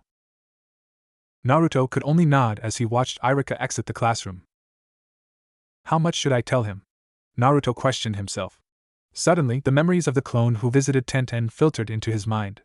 The happiness, the news, and the autograph brought Tenten helped ease the storm of Naruto's rolling emotions. Listen up, class. Irika's announcement drew Naruto's attention from his thoughts. I was so impressed by your quiz scores that I have decided to let you go home early. Naruto laughed when the class started cheering. He nearly choked when he heard Konohamaru shout something about escaping from crazy Hyuga women. Hinata-chan has a sister. Maybe I can talk with her and find out what's going on. Naruto started to head to the door when he heard Konohamaru ask Irika to give Naruto something. Irika thanked Konohamaru and started to head back to the classroom. Konohamaru said you might be interested in this. He said Hanabi claims it's from Hinata, Irika said as he re-entered the classroom holding an envelope. Naruto erupted from his perch and snatched the envelope from the teacher's hand. Irika observed as Naruto tore into the envelope like a starving man would tear into a loaf of bread. Naruto read the letter as if his very soul depended on memorizing every pen stroke. Irika-sensei, can you help me write a response to Hinata-chan? I wasn't the best at that sort of thing in the academy, Naruto asked in the closest to a pleading tone he had ever used.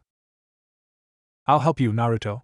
Before we start with that, I need you to tell me what's going on, Irika said in a firm, but friendly tone. Naruto looked up and gulped. That got Irika's attention. Only if you swear not to tell anyone. Not even Ba-chan, Naruto shouted. The intensity in Naruto's voice demanded that Irika agree. He had kept secrets for his students before. However, in his gut he knew this would be the greatest secret he had ever kept. I promise, Irika said solemnly. Naruto took a deep breath before launching into the story of the previous night. Irika was frozen in place when Naruto revealed Hinata's confession. The teacher had always known that the Hyuga heiress harbored some feelings for his favorite student, but he never knew the true depths of the girl's feelings. It almost made him reconsider his stance of not getting involved in the romantic lives of his students. Almost every case was the typical fangirl love of the Rookie of the Year. Irika didn't want to encourage that sort of shallow infatuation. However, if there were more cases like Hinata and Naruto, Irika might take a more active role. And how do you feel about Hinata, Naruto? Iruka spoke up for the first time since Naruto began. I don't know. Hinata-chan is responsible for me beating Niji. I was feeling pretty hopeless before that match. If Hinata-chan hadn't spoken to me, I wouldn't have won. Knowing that someone had so much faith in me made me feel lightheaded. Then, when I was going after Bachan with Erosenin, I couldn't stop thinking about her. I needed to know if she was okay. Then I finally figured out she liked me, and there was a part of me that wanted to run back to Konoha and ask her if it was true. It took me long enough to figure that out, didn't it? I should have known after Hinata-chan's fight with Niji. Did you know that seeing her stand up and refuse to give in to Niji's mind games was the most beautiful thing I've ever seen? Naruto rambled a bit. Naruto, it sounds like you are coming close to discovering where your line is, Iruka commented. Naruto looked up and smiled faintly. Iruka returned the smile and motioned for Naruto to continue. The young man took several deep breaths and told Iruka how the Hyuga guards used 64 palms against Naruto. Iruka went pale with fear and rage. Naruto missed the expression because he was explaining Hayashi's letter. After that, I spoke with the Kyuubi, Naruto admitted. What? Iruka spat out in utter shock. We, kind of made a deal. I created a summoning scroll for the fox demons. I even managed to summon Shiboku. He had legs and everything, Naruto said with rising enthusiasm. Naruto! You can't trust the Kyuubi! Iruka hissed in alarm. He was very concerned for Naruto's safety. There's no way I'm going to trust the fur ball, Naruto said simply. I'm hurt, Jinchuriki. Here I thought we had an understanding, the Kyuubi moaned in false offense. Shut it, furball, I still haven't forgiven you for trying to eat me, Naruto shot back. I know I promised not to tell anyone, but Naruto, this is dangerous. It's the Kyuubi. Iruka started to explain, but the memories of that horrible night drew his attention away from his student. Iruka-sensei, I swear I'll never lose control of the Kyuubi. That bastard fox has to obey me. Which means, he's staying behind the seal, Naruto said with almost venomous emphasis on the last part of his declaration. Naruto, are you talking to it? Iruka asked nervously. No, I was just reminding the bastard of its place, Naruto promised. I have never needed a drink so bad in my life, Iruka mentally sighed. Naruto, I'm not going to lie, I don't like the fact you have made a deal with the Kyuubi. I'm going to be keeping an eye on you. I don't want you to be put in danger. I know, Naruto said quietly. We can talk more about this later. Right now, let's get started on that letter. Iruka quickly changed the subject. Okay, Iruka-sensei, Naruto accepted his teacher's words at face value. First, is there anything you want to tell Hinata? Iruka prodded. Well, I want to tell Hinata-chan a lot of things, but I want to tell her. She deserves for me to tell her, but not through a letter, Naruto said after a moment's thought. That's surprisingly romantic, Naruto. Let's start by saying how much you miss her, Iruka explained. Naruto put ink on his pen. Alright, treat calligraphy like a kata. Take your time and be precise. You wouldn't rush a kata, and this is just as important as any kata, possibly more so. The boy nodded and took his time. He was not going to screw this up. Iruka nodded as Naruto finished the sentence. The teacher had suggested a somewhat neutral opening topic so that he could critique Naruto's writing without stumbling upon something very personal. Very good, Naruto. I'm sure this letter will make Hinata very happy, Iruka congratulated Naruto. Naruto looked up and smiled before going back and painstakingly starting a new sentence. I think they might really love each other. If anyone deserves to find love, it's those two, Iruka thought as he watched Naruto pour his heart out onto the paper. He just prayed Naruto and Hinata would be given the chance to discover the depths of their feelings. Hokage-sama, you have to fix this. I don't know what Naruto would do if he lost her now. Naruto was sitting on a branch of a tree outside the academy trying to just calm down. The boy's emotions were still on a roller coaster that hadn't even begun to slow down. Naruto was well aware that his emotions wouldn't probably settle back to their natural state until Niji and Hinata were freed from the Hyuga compound. At least try to look like nothing's wrong, Naruto tried to convince himself. It failed utterly. He found himself craving the familiar. Naruto's first thought was to head to Ichiraku and see if Tsuchi could whip up the usual. Strangely, Naruto's body rejected the idea. Gah, I really am messed up. I don't want ramen. Naruto felt a tingling sensation at the base of his brain. One of his shadow clones had just dispelled. Much to the original's disappointment, the clone had not been the lone sentry in the Hokage's office. Kakashi had dispelled the clone with 1,000 years of pain. Evidently, The shadow clone had grown impatient and grabbed one of Kakashi's precious copies of Erosen and Smut and tossed it out of the room. The clone had been in the middle of demanding when Team 7 would start training when Kakashi had struck. Naruto sighed as he remembered Kakashi's words. "You are very hasty today, Naruto." Konoha's #1 knucklehead ninja sighed as he realized how right his Jonin instructor actually was. The short lifespan of a shadow clone amplified the emotions of the creator. It was only natural that Naruto's anxiety of the situation with Hinata and Neji would be reflected in the clones' behavior. Naruto wasn't only worried about their imprisonment. The Jinchuriki, selfishly he thought, was terrified that Hinata's love would evaporate now that she knew the truth of his status as the container of the Kyuubi. Naruto was well aware that the Hyuga Council would spin a web of lies that would discredit Naruto. Naruto's only hope was that Hinata would go to her father first. "This sucks," Naruto moaned. He had to sort out his head. Unfortunately, the only way Naruto knew how to get his ducks in a row was to directly speak with Hinata. She had a way with her words. Naruto remembered how Hinata had filled him with confidence before his battle with Neji. He also remembered how he had realized that Hinata liked him instead of merely liking him. It had been during his training to master the Rasengan. Naruto had been feeling down about his inability to master the Fourth's technique. His mind wandered back to Hinata's speech. Strangely, he had kept focusing on intense feelings of the heart. Naruto was blindsided by just how obvious Hinata's hints had truly been. Granted, Naruto had never been truly observant until traveling with Jiraiya. The old pervert had spent almost as much time teaching Naruto fieldcraft as the Rasengan. "I'm confused as all hell," Naruto said as he jumped down from the tree branch. He hated moping. Naruto needed a short-term goal that he could achieve. The letter to Hinata was still in his pocket. Naruto placed a hand over the letter. He was relieved to note that it wasn't wrinkled. An objective was forming in his head, and Naruto smiled at the mental comfort. "Let's go," Naruto said to himself. "This is what you do." Hanabi scoffed as Udan handed Konohamaru a very soggy bag of fruit. "Stupid pranks?" "For your information, these stupid pranks are valuable training exercises. They also help us get back at stuck-up pricks," Konohamaru said indignantly after giving the bag of fruit an appraising heft. "You are a member of one of Konoha's most respected clans. I can't believe you would stoop to this." Hanabi shook her head as she spoke. Her gaze settled on Moegi. "Please tell me you're the voice of reason.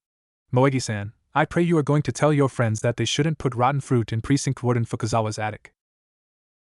"This isn't just a prank, Hanabi-chan. Fukuzawa filed a fudged mission report to the Hokage and cheated Team Masamoto out of a D rank," Moegi explained.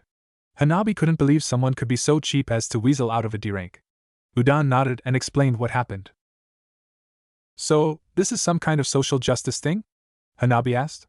She was actually a bit impressed by the prank now. Konohamaru didn't fail to notice Hanabi's change in opinion. Absolutely. We do this kind thing all the time. I'm all about social justice." "You're just saying that 'cause you're starting to crush on Hanabi," Moegi said with a laugh. Konohamaru went bright red and started mumbling a string of half-hearted denials. "Wow, I don't think I've seen anyone blush that much since Hinata-chan during the first test of the Chunin exams," Naruto said from behind Udan. The boy with the eternally runny nose yelped and scrambled away. Hanabi and Moegi also jumped in surprise. Konohamaru had trained with Naruto enough to know how truly stealthy Naruto was. "Yo, boss!" Konohamaru practically shouted in relief. The honorable grandson was grateful for the change in focus. He had never thought of Hanabi like that before. The fact that a good chunk of his brain thought it was a good idea worried him a bit. Naruto looked at the bag and shook his head. "If you're going for a stink prank, rotting fruit doesn't work very well. You want cabbage for that kind of prank," Naruto explained. Moegi pulled out a pink journal and took notes. "This is more of a social justice experiment, Naruto-san," Hanabi said. Naruto raised an eyebrow and said with undeniable eloquence, "What's it no?" Hanabi sighed. This was her first time meeting Naruto, and she had no idea what to make of the object of her Wani-chan's affections. Naruto had sneaked up on them easily enough. Unfortunately, Hanabi's explanation had soared right over his head. Hanabi explained Konohamaru and his friend's plan to Naruto. The only official genin present nodded approvingly.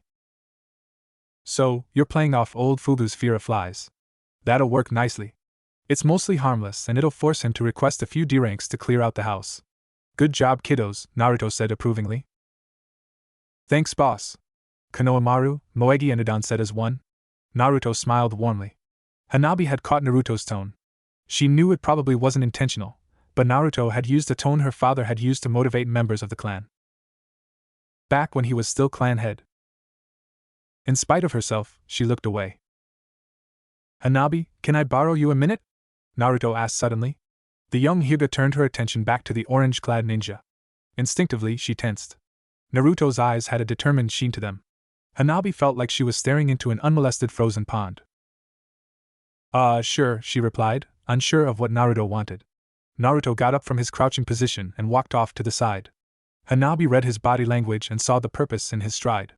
Naruto's boasting about becoming Hokage was well known in all circles of Konoha society. Hanabi had, like many others, doubted his chances. That was before Naruto defeated Neji. That was before she saw the endless well of determination he possessed. No wonder One-chan fell so hopelessly in love with him, Hanabi thought to herself. She joined Naruto off to the side. Hanabi, you are the only one who I can trust with this task, Naruto started speaking. Hanabi realized that if he asked her to infiltrate Kumo and assassinate the Raikage, she would probably swear to do her best. Instead, Naruto simply reached into his jacket's internal pocket and pulled out an envelope. Please, make sure Hinata-chan gets this letter. And tell her. Naruto took a moment to compose himself. Tell her I haven't stopped thinking about her. Hanabi nodded and carefully put the letter away in her pack. She smiled. I believe you'll do it, Naruto-san. Huh. The leader of men was gone and the social novice had returned. Become Hokage, Hanabi said with complete honesty. I'll give One-chan the letter. She'll be thrilled. Thank you, Naruto said before walking off with a wave. Hanabi rejoined the other academy students as they prepared for their social justice experiment. So you think my Byakugan will help? Hanabi asked. Sakura was humming as she walked down the street. Last night had been a very good night. She had spent most of the day talking with and running errands for Sasuke-kun. Sakura was amazed, happy, but amazed, that Sasuke-kun had taken an active role in the conversation. He didn't call her annoying or bring up the battle against Orochimaru. The nurses had escorted Sakura out of the hospital after visiting hours ended, but had been very friendly. At home, her parents hadn't been fighting. Sakura's parents fought more than Sakura would ever like to admit. Her dad was one of Konoha's civilian merchants and often was on trade excursions to other cities. For the first time since the Chunin exams, Sakura spent the night thinking about how her life was finally back in order. Hey! Sakura-chan! Naruto suddenly shouted. Sakura sighed. It was too early for Naruto's overenthusiastic attempts to ask her for a date. Hello, Naruto, Sakura said warmly. She may not want him to ask her out, but Naruto was still a good friend and teammate. I got a question, Naruto said while scratching the back of his head. The lone kunoichi of Team 7's first instinct was to shout about how she wasn't going to go out with Naruto. However, there was something about his tone and look in his eyes. Sakura decided to give him the benefit of the doubt. Ask away, but keep walking. Visiting hours start in a few minutes. I brought Sasuke-kun breakfast from Kenji's. He mentioned how glad he was that it wasn't destroyed in Orochimaru's invasion, Sakura said while shifting the bag she was carrying. Sasuke will be released today. Bachan is the best medic nin in the world. I'm shocked they didn't release him yesterday, Naruto responded with absolute confidence. Bachan? Sakura asked in surprise. Bachan, Naruto answered as if his answer was the most obvious in the entire world. Wait, Sakura's voice trailed off as realization dawned on her. Tsunade-sama. Yeah, but mind if I ask that question? Naruto ignored Sakura's outburst. Sakura took a calming breath and nodded. Do you think Sasuke has flaws? Naruto's question took Sakura completely by surprise. The surprise was so great she actually came to a complete halt. Flaws? Sasuke-kun? Sakura asked. Naruto simply nodded. He doesn't have very many. Right, but you would accept them, right? Naruto pressed. I can't see Sasuke-kun being flawed, Sakura answered honestly. Naruto nodded. Hinata-chan accepted mine, he said, very small voice. What was that, Naruto? I'll explain when we get to Sasuke's room. There's a lot more I need you guys' help with. Last night, except for 20 minutes, was the second worst night of my life, Naruto answered in a nearly broken voice. Oh, I'm sorry, Naruto. I'll definitely do what I can to help and I'm sure Sasuke-kun will as well, Sakura comforted her teammate. She had never heard Naruto so down before. In fact, she didn't believe it was possible for Naruto to be down on himself. He'll be back to normal after talking with us. Everything will be back to normal soon, Sakura thought to herself. Thanks Sakura-chan, I have a hypothetical situation. Naruto continued the conversation as the hospital came into view. I have a hypothetical solution, Sakura shot back playfully. Say a guy you really like, Naruto began. Sasuke-kun? Sure, let's go with that, the Toad Summoner said flatly. Say in this scenario, your family didn't like the guy at all. Sakura noticed that Naruto was wearing the same smile he had when he declared "Let's get wild" before the attack on Zabuza. He was planning something big. Sakura wasn't sure if she should be trying to talk Naruto out of whatever the plan was or encourage him. What about this hypothetical guy? Why doesn't my hypothetical family like him? Does he hypothetically like me as well? Sakura asked. Hypothetically? Naruto counter-asked. Sakura nodded, and the look in her eyes made it clear she was curious about what Naruto was getting at. Well, hypothetically, the family thinks he's some kind of troublemaker with no standing. And... Naruto sighed. His mind was still racing from last night. The past couple of months had been one solid emotional roller coaster. He's not sure. This hypothetical guy hasn't really had many people get this close before. Anyway, if this guy were to try to sneak in to see you, what should he bring? That's what you were going to ask, Sakura said as she stepped in front of Naruto. Yeah? Naruto responded as neutrally as possible. That's so romantic, Sakura squealed. Flowers. Definitely flowers. If this girl was me, I'd like dumplings. Flowers, got it, Naruto responded. The two friends resumed their walk towards the hospital. A pair of nurses waved to them as Sakura and Naruto entered the elevator. The pair were silent as the elevator took them to Sasuke's floor. Why did you come up with scenario? Sakura asked. Naruto hadn't expected her to ask that question. Well, not until they entered Sasuke's hospital room. Naruto needed more time to plan how he was going to explain everything to his teammates. Ero-sen writes books and I wanted to, write my own. But I refused to write smut like he does so. You're writing a book? The pinkette perked up. Naruto nodded nervously. You have to get me a copy when you finish it.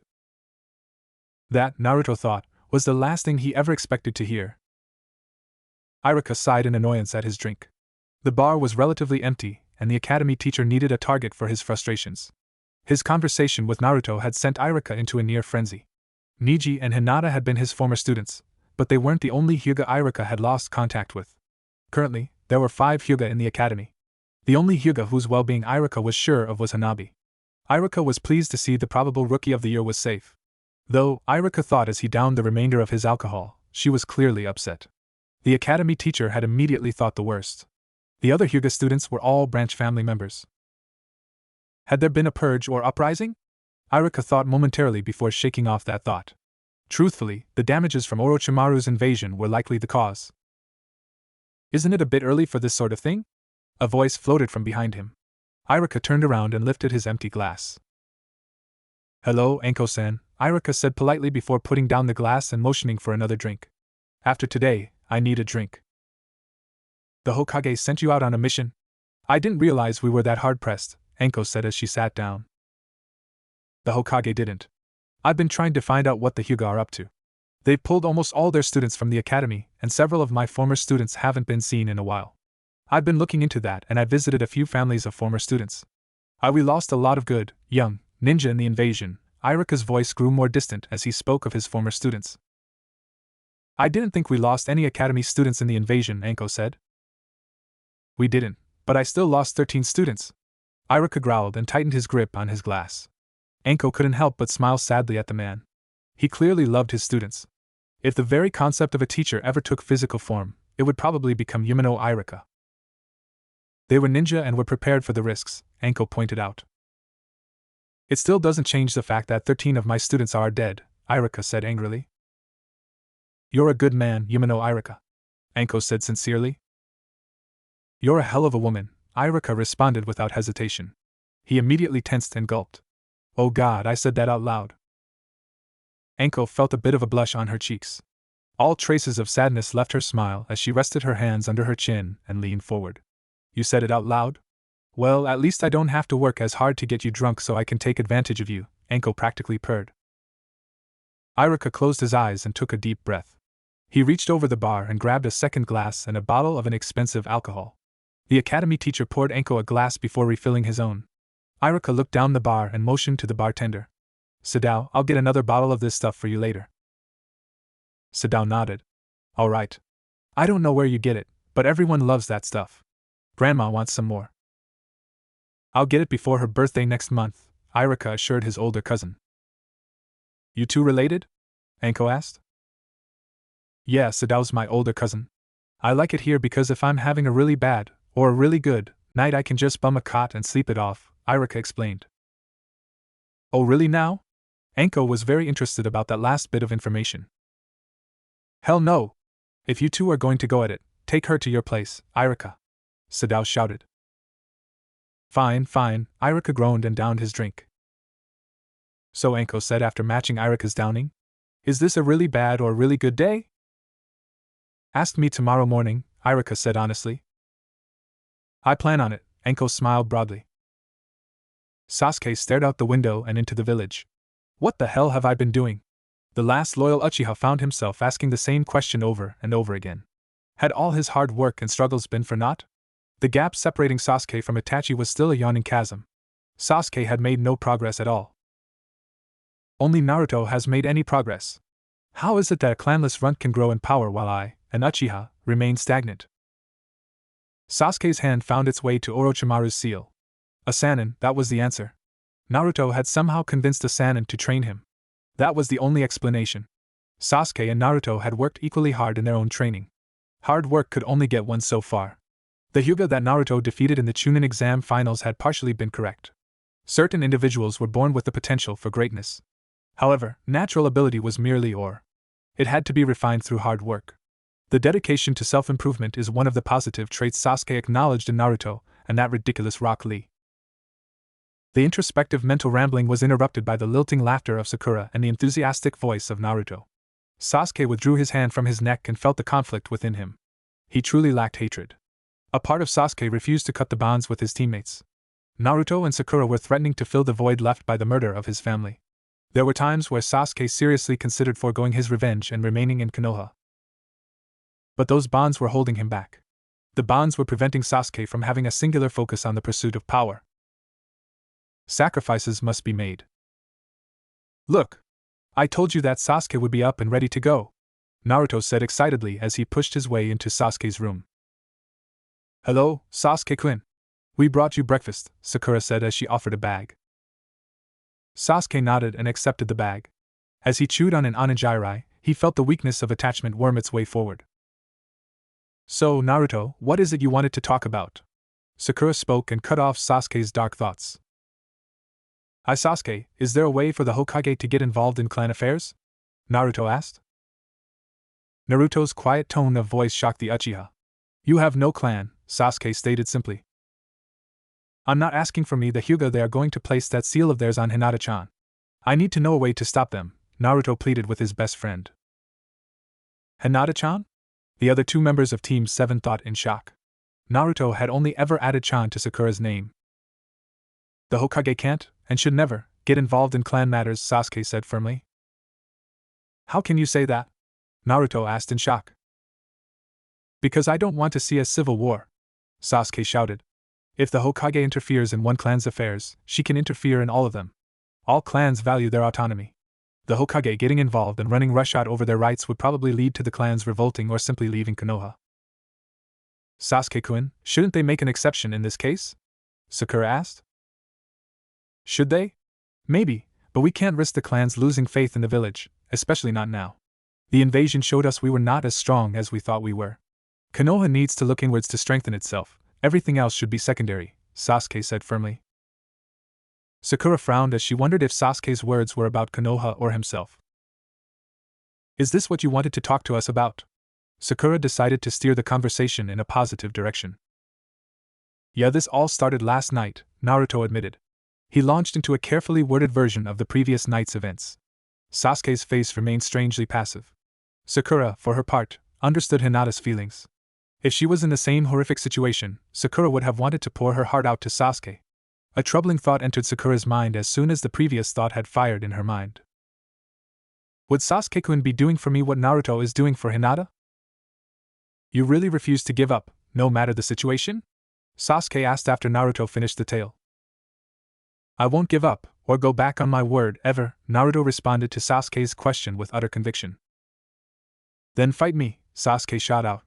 Naruto stared at Sasuke for a moment. Well? Isn't this what you want? My acknowledgement? Naruto started to speak. He wore a smile of triumph, but a sense of urgency replaced it quickly. I want to fight you, I truly do, but I have to go. Bachan just finished chewing out those old Hyuga bastards. That can wait, Sasuke shouted as Naruto jumped over Sasuke's bed. The last Uchiha was scrambling from his bed as Naruto landed on the windowsill. I'm sorry, Sasuke, but I have to find out what's going on. I promise, when we fight, it'll be one Konoha never forgets.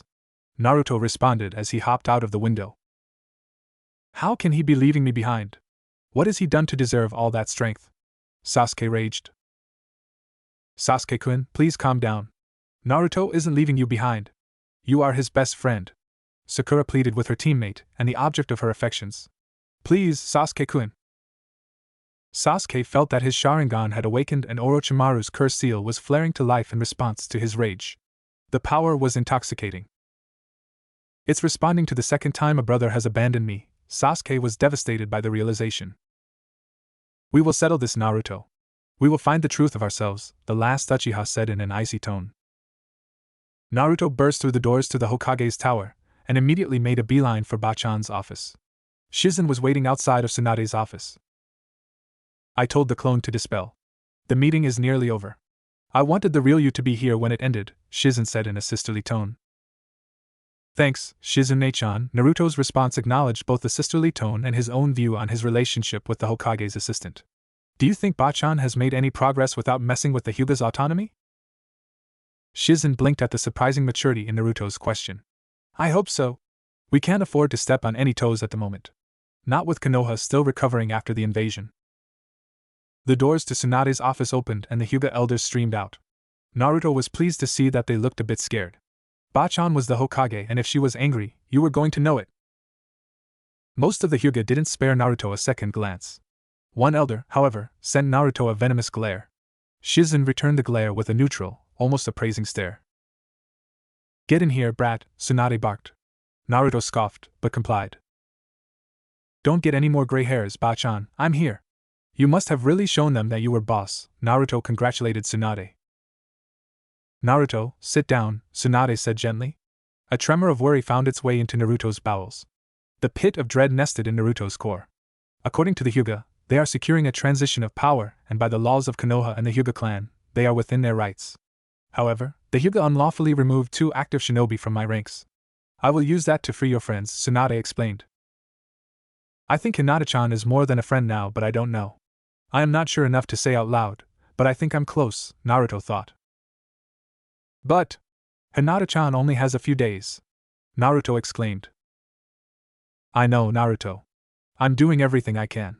The Hyuga are going to drag their asses back here tomorrow for more negotiations. We'll get Niji and Hinata back, Tsunade spoke consolingly. Thanks, Bachan, Naruto said behind a smile. It wasn't what he had wanted to hear, but it was a good start. Naruto couldn't deny that Sasuke's concerns about a civil war were becoming his own concerns. I nearly forgot my apartment got broken into yesterday too. What? Tsunade said flatly. Instinctively, Naruto gulped. The young genin had never heard Tsunade sound so dangerous before. When? Before Hinata-chan told me that she loved me, Naruto admitted. What are we going to have to do to get you the respect you deserve? Tsunade said in utter exasperation. You could always give me the hat, Naruto said excitedly. Nice try, brat. You're a few years away from that, Tsunade chided the excited blonde-haired Jinchuriki in front of her. I'll get someone I trust over to your apartment to look into who tried to rob you. That's just it, Bachan. Nothing was taken. Heck, whoever did it, put my stuff back after they searched, Naruto explained. Why would someone do that? Shizen asked in shock. No clue, Naruto said with a shrug. Thanks for everything, Bachan. I'm happy to help, Naruto. Go home and get some rest. I bet today has been stressful. You could say that, Bachan, Naruto chuckled. I'll see you tomorrow. Good night, Naruto-kun, Shizen said warmly. Naruto waved back before walking away. Tsunade Shisho, what are we going to do? Shizen followed up as soon Naruto as was out of earshot. Everything we can, Tsunade promised. Naruto walked up the stairs to his apartment. The day had taken its toll on him. It was just like the day old man Hokage had died. The emotional punches he had taken had worn him out. He entered his apartment and sat down on the end of his bed. Naruto sighed as he closed his eyes. Hey, Furball, I think we need to talk, Naruto said inwardly. Oh, what an honor, my warden wishes to speak with his prisoner, the Kyuubi responded glibly. Stuff it, Naruto snapped. The Hyuga are stalling Bachan. That is obvious. I am singularly amazed someone of your limited intellect noticed it so quickly, the Nine Tails quipped. The Hyuga know that their kidnapping of Hinata won't hold up for long. They unlawfully removed 2 active duty shinobi from the military at a time when Konoha is short-handed, Naruto explained mostly to himself. I was unaware I was transferred to a new jailer. Who are you? The Kyuubi laughed as he felt the annoyance rolling off his warden. You are correct, however. I do not see how the Hyuga clan could ensure that the girl never leaves the compound, though. Naruto chewed over several possibilities. The final realistic possibility was terrifying. They're going to cripple her during the sealing attempt. Naruto screamed in base horror. Devious, very devious. I must say I am impressed by the Hyuga's subtlety. The sealing process is undoubtedly painful and dangerous. An error would be tragic but not out of the realm of the possible, the Kyuubi said with a hint of respect. The respect in the demon's thoughts sent Naruto into a rage. Naruto's mental defenses began manifesting as golden chakra chains. Once again, the Kyuubi cursed the iron will of his warden and recoiled involuntarily. I would expect you to say trash like that, but if I ever hear you say anything positive about those bastards again, I'll crush you, Naruto swore. Your will is clear, Warden, the demon fox growled. What are your intentions for the Hyuga clan? They are going to try to make a fool of Bachan. Combine that with the bullshit they are trying to pull with Hinata-chan, I'm afraid we're going to have to do something. Naruto took a deep breath. Drastic. Drastic? The Kyuubi leaned in closer to the bars of his prison. I like the sound of drastic. Anari sat silently on the wall of the human compound. The young fox demon Kit was perhaps being overly cautious, but this was the first time he had been summoned by Naruto-sama. He could not fail in his first hunt. Anari had been given very specific instructions. The Kit was only to speak to, or be seen by 2 people. The Hyuga compound was proving to be a very difficult hunting ground. Anari noticed that the human guards were unusually perceptive. Be patient, just like Shiboku taught, Anari thought to himself as he leaped down from the wall. The infiltration of the human sleeping quarters was a somewhat perilous journey. Anari had been certain several times that he had been discovered by patrolling guards. The young Kit pounced onto the windowsill of the room with the strongest scent of his prey. Anari instantly ran into some kind of barrier. The young Kit growled a bit as he felt a lump form on his head. He pawed the barrier to test its resiliency. This will be problematic, Anari thought glumly. Suddenly, a door on the other side of the barrier opened, and Anari heard 2 voices. There was no time to raise an illusion, especially in the Hyuga compound. Shiboku and Naruto had warned the young demon about the Byakugan. Indecision gripped Anari and he simply froze in place. Very problematic. Thank you for my meal, a young woman thanked an unseen human. Anari perked up at the voices. You are welcome, Hinata-san. Someone will be by later with information on the elders meeting with Tsunade-sama. The Hyuga Anari could not see and barely smell replied. Hinata is the one Naruto-sama wished for me to meet, Anari thought excitedly. Unfortunately, the strange, cold barrier was in the way. The fox demon Kit pawed at the barrier in annoyance and whined. It wasn't fair to be so close to succeeding and be unable to complete his hunt. Hinata had just finished saying itadakimasu when she heard the whine from behind her window. She turned and saw a small fox sitting on her windowsill. The poor thing must be hungry, Hinata thought as she put her food aside for a moment.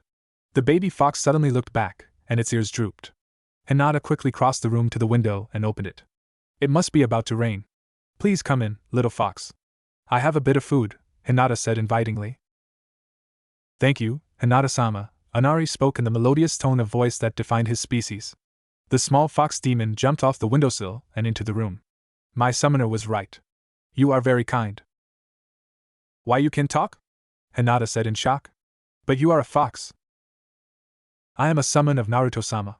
All members of my cult can talk, and my name is Anari, the summoned fox explained. Naruto-kun! Hinata exclaimed in a combination of excitement, relief, and longing. He is worried about you, Anari told Hinata. He summoned me in order to protect you. Naruto-kun, I miss you. I love you so much, Hinata thought desperately. Hinata was about to question Inari on how Naruto was able to summon foxes, but a knock on her door ended all thoughts of talking to a fox. Inari-kun, you need to hide. Inari nodded and was preparing to raise an illusion when Hinata scooped him up in her arms. She quickly moved a stuffed animal from a small pile in the corner. Hinata had never been so grateful for a lack of time to fully unpack her belongings or clean her new room. Inari nodded, a strangely human gesture in Hinata's mind, and became motionless in the pile of stuffed animals. Please come in, Hinata said quickly. The door opened and Hanabi skipped into the room. Hello Wani-chan, Hanabi greeted warmly. The older Hyuga girl's curiosity was piqued by Hanabi's completely unsubtle attempts to hide something behind her back. Hello Emoto, Hinata returned the greeting. How was the academy? Oh, same as always. The rest of the day, though Hanabi drew out the last word. Did something happen? There was a tinge of worry in Hinata's voice. Oh, I ran into Naruto-kun, the newly elevated heiress answered idly. She smiled at her sister's wide-eyed and hopeful expression. And he told me to give you this. Hanabi pulled the letter from behind her back and waved it at her sister. Hinata nearly body flickered across the room and grabbed the letter. Thank you, dear sister. Thank you? You're welcome. I knew it would make you happy, so I definitely agreed to help you and your boyfriend out, Hanabi said as she hugged her sister. She snickered because she knew Hinata was definitely blushing. I can't describe how happy this has made me. Hinata fought back tears. After a moment, Hinata took the letter. I'll let you read that letter in private. I've got to listen to the elders complain about Tsunade-sama making fools out of them.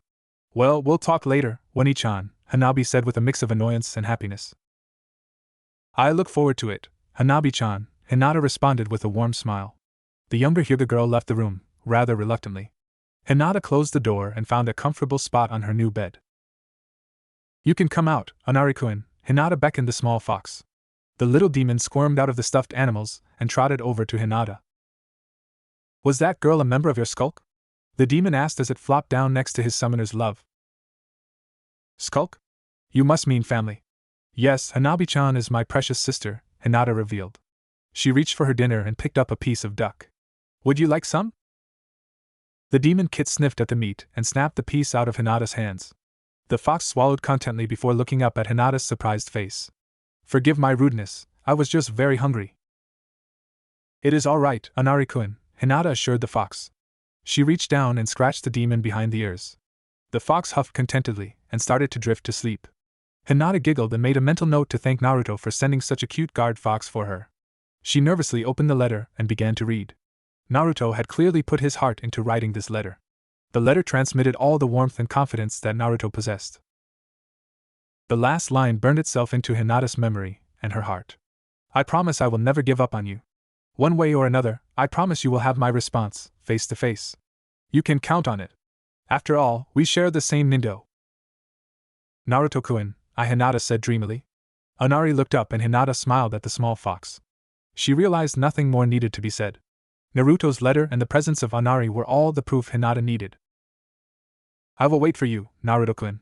But I know that I will not have to wait long. Naruto slammed his palm on the ground and summoned Shiboku. Naruto's favorite fox summon bowed its head respectfully. Is there something you require, Naruto-sama? The red and black, two-tailed demon asked. Yeah, Inari never reported back in this morning. I need someone I can trust to find him and report back, Naruto ordered. Other than Inari's and Hinata-sama's well-being, what else should I report on? Shiboku asked. If you see Hayashi, make sure he isn't being treated like crap. It'll be scary enough asking him to date Hinata if he's in good shape. If he's coming off a really rough week, I'll be boned. Oh. Check on Niji too, Naruto added. Shiboku created an illusion and disappeared. Naruto took a deep breath and prepared to leap into the trees. He had a lot of work left to do. I need to map out the Hyuga compound from the memories my shadow clone sent me. Naruto checked off another item on his to-do list. The drastic option was looking like it would be the option. The Hyuga elders' attempts to stall Bachan were so transparent it was becoming insulting. I'll need to write that letter saying Bachan had nothing to do with this too, Naruto verbally reminded himself as he landed on a branch. Dude! What the hell was that? You summoned a fox! Naruto gulped as he heard Kiba's shocked exclamation. Akamaru whined in agreement. Well Kiba, I'm glad you asked, Naruto lied his ass off.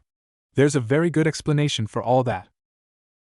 Naruto rubbed the back of his head and thought of a string of very impressive curses. Things had been going so well. Sasuke stared at the picture of Team 7. His gaze migrated left and the picture, his truly beloved picture, of his family captured him completely. Sasuke shut his eyes tightly. It was a futile attempt to block the images of his friendship with Naruto, the could-have-beens with Sakura, and the images of his parents murdered by Itachi. Sasuke opened his eyes and knew instinctively that his Sharingan had activated. He had made his choice.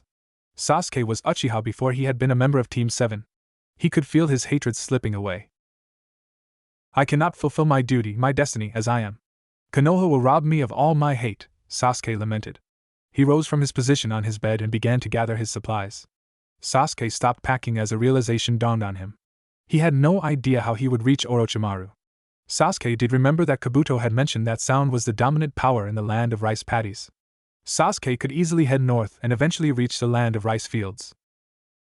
That simplistic plan was doomed to failure. Konoha would deploy the Hyuga, Aburame, and Inuzuka clans to track him down. He'd be lucky if he made it 40 miles. Sasuke snorted at the thought of Team 8 tracking him down. As if Naruto needed another reason to reinforce his new infatuation with Hinata, Sasuke chuckled at the dark thoughts swimming in his head. Sasuke looked out the window. A path to power will reveal itself. I know it. My destiny will not be denied. Neji knocked in code on one of the doors in the cadet branch wing of the compound. The room's occupant cracked the door open. May I help you? The older man asked. Yes, Hiroaki-san. I need to speak with you, Neji spoke calmly. Neji-san, come in, come in. Hiroaki opened the door and gestured for the young man to enter his small room. How may I help the pride of the cadet branch? You are aware that the illustrious council plans on sealing Hinata-sama at the end of the week, Neji said with contempt, not for Hiroaki, but for the council. Tragically, yes. She was our great hope, Hiroaki said in a nearly broken tone of voice. Hinata-sama is our great hope for freeing us. I have come with a warning for my brothers and sisters of the cadet branch. The sealing will not happen. Uzumaki Naruto will see to that, Neji reported. At the mention of Naruto, Neji smiled darkly. How will the young man who defeated you prevent such an atrocity? I know you have great respect for this Naruto-san, but how will he aid us? Hiroaki asked as he presented Neji a cup of tea. Neji inhaled the aroma of the tea. He took a sip and chuckled. Knowing Naruto, it will involve shadow clones, loud shouts of "Where's my girlfriend?" and hopefully you couldn't take Neji if you actually fought him. Are you sure? The old cadet attendant asked in disbelief. Oh, I may have the wording wrong, but Naruto will undoubtedly storm the compound.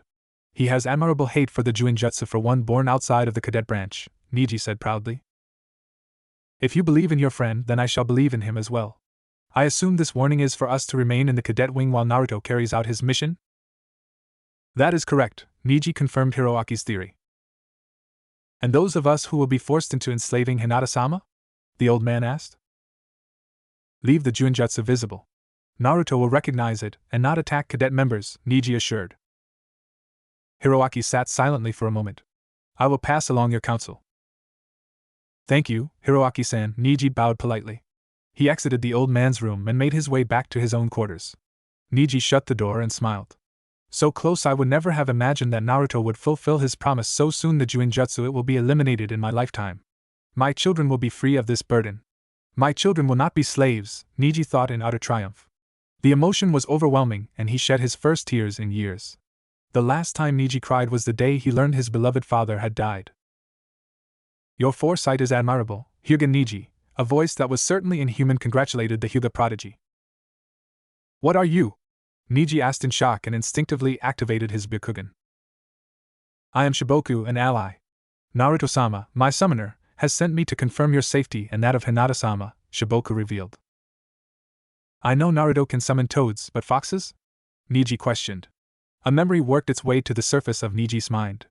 Neji remembered an image his Byakugan captured during his fight against Naruto. Naruto's chakra had taken on the shape of a fox's head. In addition, the chakra had flared red for a moment. Had Naruto unknowingly tapped into some form of senjutsu? That could explain how he was able to unblock his tenketsu after my Hack Rokujian show, Neji thought. He only had a vague understanding of the principle of senjutsu. He had discovered a few texts during his clandestine studies. The concept had intrigued him, but none of the texts explained the mechanism for gathering nature chakra. Niji had given up on pursuing the sage arts due to the number of unknowns and the potential risks. It is not my place to speak of Naruto-sama's abilities. I must find a missing member of my skulk within your clan's walls. Naruto-sama is concerned about the safety of both his potential mate and Anari, the kid he tasked with finding her. Remain safe, Hyuga Niji, Shiboka said before vanishing in a mist. Niji's left eye twitched.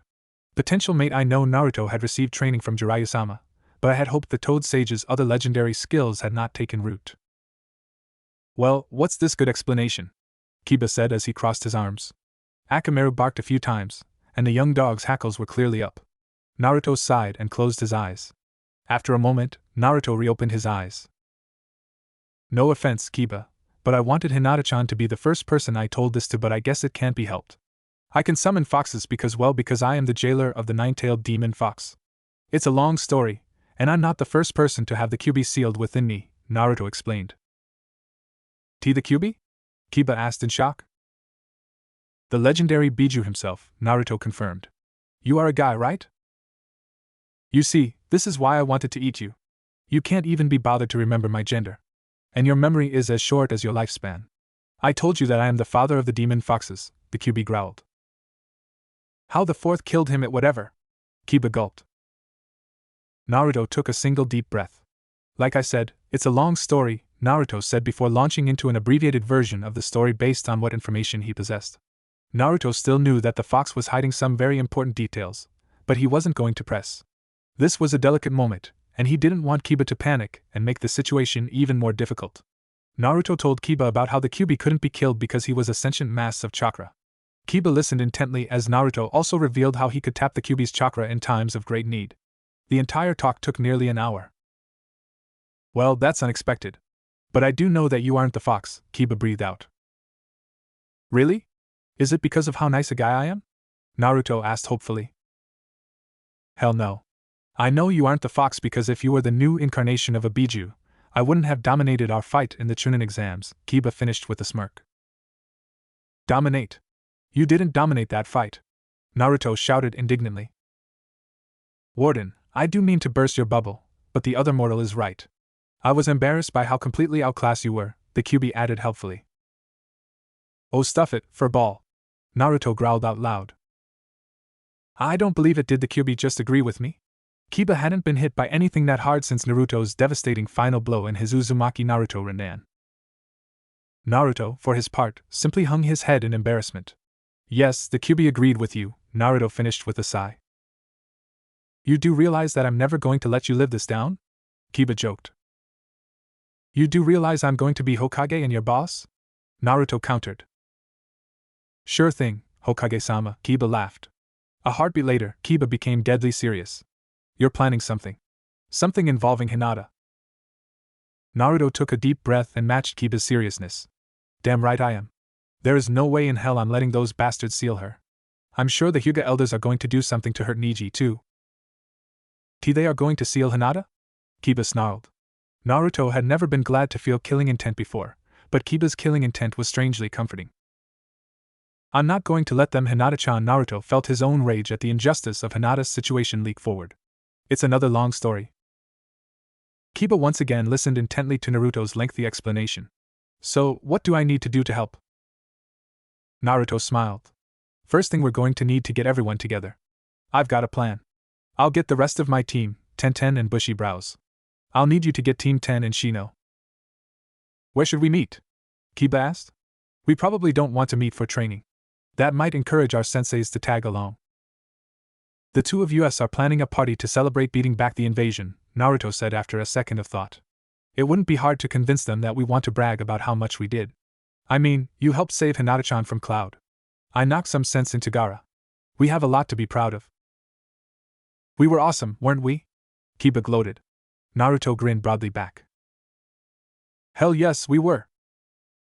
You still didn't answer our question though. Where do we want to meet? Kiba translated Akamaru's sparks and yips. There's a rooftop park near the aviary. It's a quiet, out-of-the-way area. That'd be our best bet, Naruto replied. Sure thing, Naruto. Kiba started to leave to look for Shino. You're going to tell the rest of the gang everything, aren't you? You all are my friends, and you deserve to know. I'm also going to need your help to rescue Niji and Hinata-chan, Naruto confessed with a hint of nervousness. What's that phrase your sensei is so fond of? Kiba asked. I'm not a pervert, I'm a super pervert, Naruto asked. Akamaru whined as Kiba rolled his eyes. I've never heard Kakashi-sensei say that. Oh, sorry, for a bit I thought you were talking about Erosenin, Naruto admitted. He noticed Kiba's odd look. Jiraiya. But the phrase is those who break the rules are trash, but those who abandon their friends are lower than trash. I don't think any of our group are lower than trash, do you? Kiba posed the question to Naruto. No, none of you are. I am proud to have you all as my friends, Naruto said with a genuine smile. See you at the aviary, Kiba said as Akamaru howled in agreement. Naruto turned towards Konoha and took off through the trees. His smile never left his face. They were going to get Hinata-chan and Niji back. It was still difficult to think of the hardships that had happened since the Chunin exams. The death of Old Man Hokage, the battle with Gaara, and finally, Hinata-chan and Niji's situation weighed heavily on Naruto. However, he had hope. If Kiba accepted Naruto even after discovering the truth about the Kyuubi, Naruto no longer had doubts about Hinata-chan or the others accepting him. Naruto found himself filled with hope and excitement. Iruka blinked twice as he tried to remember where he was. The last thing he really remembered was reaching across Sadao's bar. I was with Anko, drinking away my worries about Naruto's arrangement with the Kyuubi, and then Iruka struggled to recall the events of the previous evening. The academy teacher tried to rub his eyes but realized his arm was pinned in place. And Iruka knew exactly who was pinning his arm in place. Good morning, Anko, Iruka said casually. Quiet you, I'm enjoying more time on top, Anko teased sleepily. So, was yesterday really bad or really good? It certainly ended on a high note, Iruka admitted. What was driving you to drink? Anko questioned as she nuzzled into Iruka's chest. Naruto. What has that interesting brat done now? Anko was genuinely curious. She remembered the reports about how he had defeated Tsuna's Jinchuriki. Anko was aware that Naruto had really impressed everyone in Tianai. The special Jonin wasn't aware of the details of Naruto's involvement in getting Tsunade to return to Konoha. All that she had managed to confirm was that Naruto was instrumental in the success of the mission. What hasn't Naruto been involved in? On the mission to bring Tsunade-sama back, he was involved in another battle against Orochimaru. Iruka lamented. He had faith in Naruto, but he also had an instinctive desire to protect the boy. Again? Anko shot up. She quickly straddled Iruka, and the look in her eyes demanded answers. Naruto told me about it. Evidently that snake bastard approached Tsunade-sama in an attempt to have her heal his arms. Iruka began his retelling of Naruto's mission. It took several minutes, but Anko listened intently. What a kid surviving being caught in the middle of a battle between the Sannin. Anko chuckled nervously. And here I thought he was just one of those loudmouths when I first met him. So did I, Iruka confessed. I get the feeling Naruto is going to keep making waves. Should be fun to watch, Anko hummed. Naruto had found Tenten practicing her shuriken. He had given her an update on Niji. Tenten had gotten so excited at the news that she had hugged Naruto. I've got to ask though, Tenten said as she sealed away her enormous collection of shuriken, knives and kunai. What is it? Naruto asked the unnecessary question. He already knew what Tenten was planning on asking him. How did you find out? The Hyuga have been doing a really good job on keeping anyone from getting close to the compound, Tenten asked. I'll explain everything when we meet up with the others, Naruto promised. Can you help me find Bushy Brows? Lee? He's probably training with Gai-sensei. Before I'll take you to them, I want you to promise me that you aren't going to keep me out of the loop, Tenten cornered Naruto.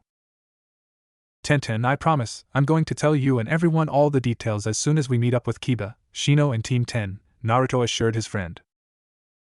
I'll hold you to that, Tenten's tone brooked no room for argument. Naruto gulped and followed Tenten to Gai and Lee's usual training grounds. YOSH. Greetings Tenten and Naruto. Have you come to train with me alongside Gai-sensei? Lee asked enthusiastically. Actually, Bushy Brows, Kiba and I want to get all our genin teams together to plan a party, Naruto told Lee the partial truth. So, you wish to have a most youthful get-together? Might Gai bellowed. Yeah, but we're just planning it for now, Gai-sensei. Can't have a party without Niji and Hinata, Tenten interjected. Indeed. It is good that you do not wish to exclude your friends, Gai said proudly. He turned to Lee and flashed a thumbs up. Go with your teammate and fellow genius of hard work. Have fun, my students! Lee bowed to Guy-sensei. We will. Thank you, Guy-sensei. Naruto, Lee and Tenten exited the training ground. Lee noticed the odd looks Naruto and Tenten were exchanging. After a few awkward moments, Lee cleared his throat. My friends, is something going on? I don't know, I'm still waiting for Naruto to explain everything, Tenten pouted. Naruto sighed. I promise I'll tell all of you. We just need to get my team and then meet Kiba and Team 10 at the aviary. The two members of Team Guy followed behind Naruto. Tenten wasn't pleased that Naruto was holding back information regarding Niji's safety. Naruto decided Tenten and Lee deserved some information. He told them about how Tsunade was negotiating with the Hyuga. Naruto breathed a sigh of relief when he saw Tenten relax a bit. He made a second decision and created a pair of shadow clones and sent them to the Hokage's tower. Why did you create two, Naruto-san? Lee asked as they entered one of the nicer neighborhoods of Konoha. One is to find out if the meeting happened or is over. The second is to find out all the details, Naruto explained. So, the clones are going to run around Konoha all day trying to track us down? Tenten asked. Nah, Shizen told me about this really cool trick about the shadow clones. When they dispel, I get all their memories. I'll know pretty much instantly when they go pop, Naruto excitedly explained the newest facet of his favorite technique. Tenten and Lee couldn't help but grin. There was something about Naruto that just drew a person in. I feel I should warn you, we're going to get Sasuke first. He'll probably be really unenthusiastic. I'll probably have to promise to fight him later or something. Fight him? Tenten asked. Her natural inquisitive nature was coming to the fore. It was also a nice distraction from her growing worry about Niji. She had never expected to miss the Hyuga genius this much. Yeah, short version, he challenged me to a fight yesterday, but I didn't really give him an answer. I kinda ditched him and Sakura-chan when my clone dispelled. I take it Sasuke didn't take it well? Tenten asked. No, Naruto laughed nervously as they reached the apartment door. Naruto knocked a few times. They waited by the door for nearly a full minute. Eventually, Sasuke cracked open the door. What is it? All the teams are getting together. There's something I am going to tell everyone, and as my friend, you deserve to be there to hear it, Naruto said resolutely. I told you my position on the Hyuga, Sasuke said firmly. It's not just about that, Sasuke. Naruto had a slight pleading edge in his voice. Sasuke opened the door and looked to Naruto, then to the two members of Team Guy, before his gaze returned to Naruto. Naruto breathed a sigh of relief as Sasuke's eyes softened. Fine, I take it we need to find Sakura? The last Uchiha asked as he locked his apartment's door. Yeah, bushy brows, Tenten and I were going to get her after picking you up. Kiba's getting Shino and Team 10. We'll all meet at the aviary, Naruto explained. Sasuke nodded once and fell in beside Naruto. You haven't looked this nervous since we ran into the demon brothers. I had almost forgotten you were a scaredy cat, Sasuke sniped at Naruto. Naruto grinned broadly. It was good to have the old Sasuke back. Oh, I'm just scared that a mob of fangirls will trample me trying to bask in your oh-so-glorious presence, Naruto sniped back. Sasuke rolled his eyes. Lee and Tenten watched the interaction and were amazed at how natural Naruto and Sasuke's camaraderie was. Like I'd let that happen before our fight, Sasuke grimaced. The thought of his rival meeting an inglorious death by fangirl stampede wasn't a pleasant one. Sasuke, you really do care, the fox summoner wiped a non-existent tear from his eye. Humph, I just care about our fight, Sasuke mumbled. Naruto laughed heartily and slapped Sasuke on the back. Tenten narrowed her eyes as she took in Sasuke's reaction. Naruto hadn't hit Sasuke that hard, but the Uchiha reacted as if Naruto had doused him with scalding hot water. Sasuke rubbed his shoulder gingerly as Naruto laughed about Sasuke being an old softy at heart. Eventually, the young ninja reached a simple home in a comfortable civilian neighborhood. So, you want to knock or should I? Naruto asked Sasuke. Why should I? Sasuke groaned. Naruto and Sasuke started a nonsensical argument, and Tenten decided to take matters into her own hands. She lively stepped around the two arguing boys and knocked twice on the door. A man's voice shouted that he would get it, and the door opened a heartbeat afterwards. Hello, you must be Sasuke-sama and Naruto-san, a pink-haired man greeted politely. I don't believe we've had the pleasure of meeting. Oh, forgive me, I didn't see your other friends. Please come in. Sakura's father led the group into the home. Please, have a seat, I'll get my daughter, the man said warmly. Sakura. Your teammates and your other friends are here.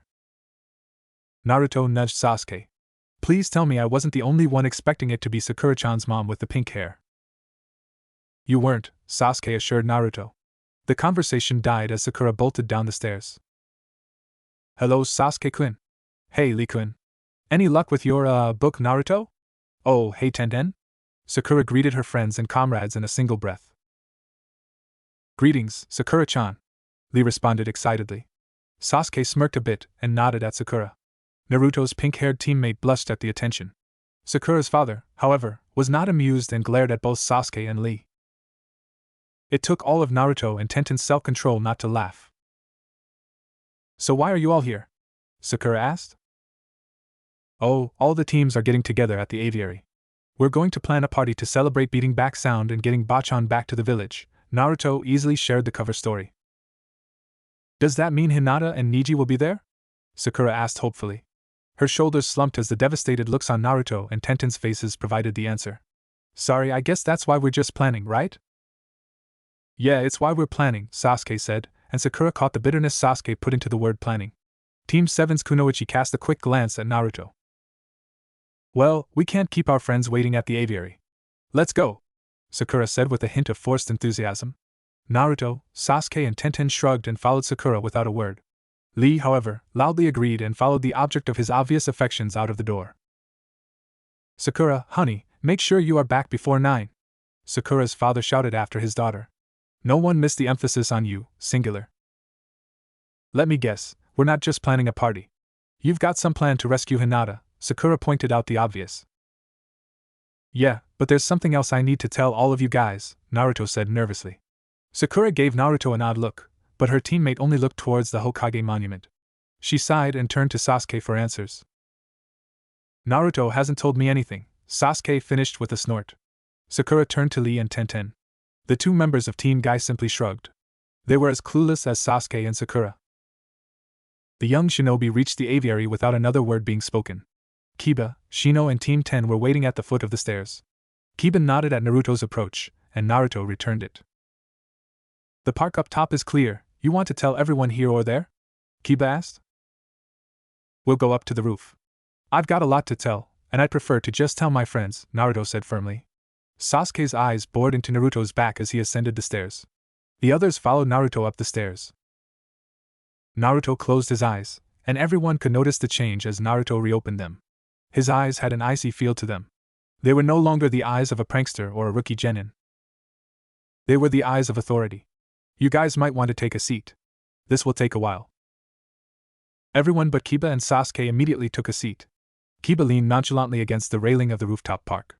Akamaru looked up at his partner and made a questioning sound. Solidarity, buddy. I know what Naruto's going to say, Kiba whispered. Akamaru barked his agreement. Sasuke crossed his arms and remained standing. He gave off an air of impatience, but Naruto either didn't recognize it or chose to ignore it. I'm a bit nervous, Naruto chuckled as he took a seat himself. Ino, Kiba and Chuji returned the chuckle. Ino and Chuji laughed because Naruto's demeanor simply invited them to share in Naruto's good humor. Even if it was forced. Kiba chuckled because he knew how much an understatement a bit nervous was. Naruto looked each of his friends directly in the eyes. I'm nervous because, well, this will change everything. Isn't that a bit melodramatic? Ino forced out a nervous laugh. Naruto couldn't have immobilized Ino faster if he had used the Kage main no jutsu. Naruto didn't use genjutsu, ninjutsu or even a word to pin Ino in place. Instead, he simply looked his friend deeply in the eyes. No, it's not. You have all been lied to and your families have been forbidden from telling anything remotely connected to the truth. The words were disturbingly precise and biting. I should probably start at the beginning. The Yondaime Hokage did not kill the Kyuubi. The complete silence that followed was exactly what Naruto had been expecting. The reactions were also telling. Shikamaru was wide awake and had entered that strange pose Naruto had seen his lazy, but brilliant, friend enter during the fight against Temari. Ino was wide-eyed and had covered her mouth with her hands. Sakura gripped the sides of her dress top tightly. Chuji had put away his chips, and Shino had taken off his sunglasses. The Kyuubi is a living mass of chakra. He can't be killed like we can. He's way too powerful for that, Naruto began. He could feel the Kyuubi's satisfaction at Naruto acknowledging his power. The Yondaime did defeat the Kyuubi. He couldn't kill Kyuubi, so Minato-sama did the next best thing. Minato-sama. Naruto had pretty much practiced this speech on his way to find Tenten a dozen times. However, the more he thought about the night of his birth and the sealing of Kyuubi, the more the gears in Naruto's head began to turn. He took a deep breath and focused again on his friends. They were all looking at him in rapt attention. Minato-sama sealed away Kyuubi. Naruto gulped back his emotions. Why is it so much harder to tell this the second time? It is because you are going to reveal your mother, Naruto. You only gave Kiba an abbreviated version of the truth, the Kyuubi told Naruto with feigned indifference. Oh, and Naruto, your instincts are correct. Yeah, I guess that changes everything, Naruto responded in a bit of a daze. He hadn't even recognized that the Kyuubi had called him Naruto. I am not the first Jinchuriki of the Kyuubi. I am not the first person to have the Kyuubi sealed inside of me. Naruto's voice was barely a whisper, but there was power in his statement. Your mother wasn't the first Jinchuriki. The first was Senju Hashirama's wife, Uzumaki Mito, Kyuubi revealed. The others were Uzumaki Mito and my mother, Uzumaki Kushina. The boy's tone became wistful as he mentioned his mother. Naruto instinctively longed to know more about Kushina. At his core, Naruto was lonely and craved a family. In the forest of death when Orochimaru hit you, it was because of the Kyuubi? Sakura asked between shocked and desperate breaths. Why yeah, the snake bastard didn't want to risk me using Kyuubi's chakra, Naruto admitted. Naruto, Sasuke spoke up and snatched away the attention that had been focused on Naruto. You are talking about the Kyuubi like you know it. I wouldn't say know him, but we've kinda got an arrangement, Naruto continued to confess. He heard the shocked gasps of the others and looked down. We created a fox summoning contract. Kyuubi doesn't want his kids enslaved or killed, so he suggested we create a contract. The Kyuubi nearly destroyed Konoha, Naruto-san, Shino pointed out evenly. Naruto had trouble telling if Shino was being cautious or judgmental. It wasn't my choice. I won't lie, I enjoy the rush of combat and destruction, but attacking Konoha wasn't a choice I made. An old enemy of mine ripped open your mother's seal mere moments after you were born, Kyuubi revealed. This man used the Sharingan to control me. See, could you tell me more later? Naruto pleaded. The Kyuubi mentally nodded. It wasn't his choice. An enemy of his attacked my mother after I was born and somehow freed him and used a powerful technique to force Kyuubi to attack Konoha. Naruto altered the truth, but did not truly lie. The young genin couldn't believe what Naruto was telling them. It was all too much. Unfortunately, Naruto had more to reveal. I have more to tell all of you, Naruto was suddenly hoarse. Do you all want to take a break? I can send out some Kage Bunshins to get us some food or something? Naruto, the Kyuubi is why you can create so many Kage Bunshins, isn't it? Shikamaru questioned. Why yeah, Naruto admitted quietly. Naruto, I think your idea for a break was a good one, Sakura jumped into the conversation. I've got a bit of money with me. Kiba recognized the need for a break as well. He had known what Naruto was going to tell everyone, and he was still overwhelmed. There was something about Naruto's second explanation that hit him much harder than the first time. Food sounds like a good idea. I'm always up for food, Chuji added his support. Eventually, everyone but Sasuke and Shino verbally agreed to take a break. Naruto created a large number of Kage Bunshins and sent them out into the world. Tenten took the opportunity to speak with Naruto privately while the others chatted or simply digested everything Naruto had told them. The Fox contract is how you found out that information on Niji, Tenten stated point blank. Yeah, Naruto said with a hint of a frown. Are you scared? I just want to know if Niji is okay, the weapon genius mumbled. I meant, are you scared of me? Oh well, not of you. You're still Naruto and a bit goofy, Tenten admitted in a completely natural, if distracted, tone of voice. Naruto couldn't help but smile at his friend's admission. I guess I'll need to let everything sink in. Naruto found he could only nod. The shadow clones returned and handed out the food before dispelling. Naruto watched all his friends talking amongst themselves. This should have been one of Naruto's most treasured moments. In some ways, he was sure it would be. However, there were two glaring absences. Niji and Hinata weren't with the others. Naruto felt a twist in his gut as he imagined Hinata talking with Sakura and Ino about some girl thing or another. When the Hinata apparition shot him a shy look, Naruto's heart broke.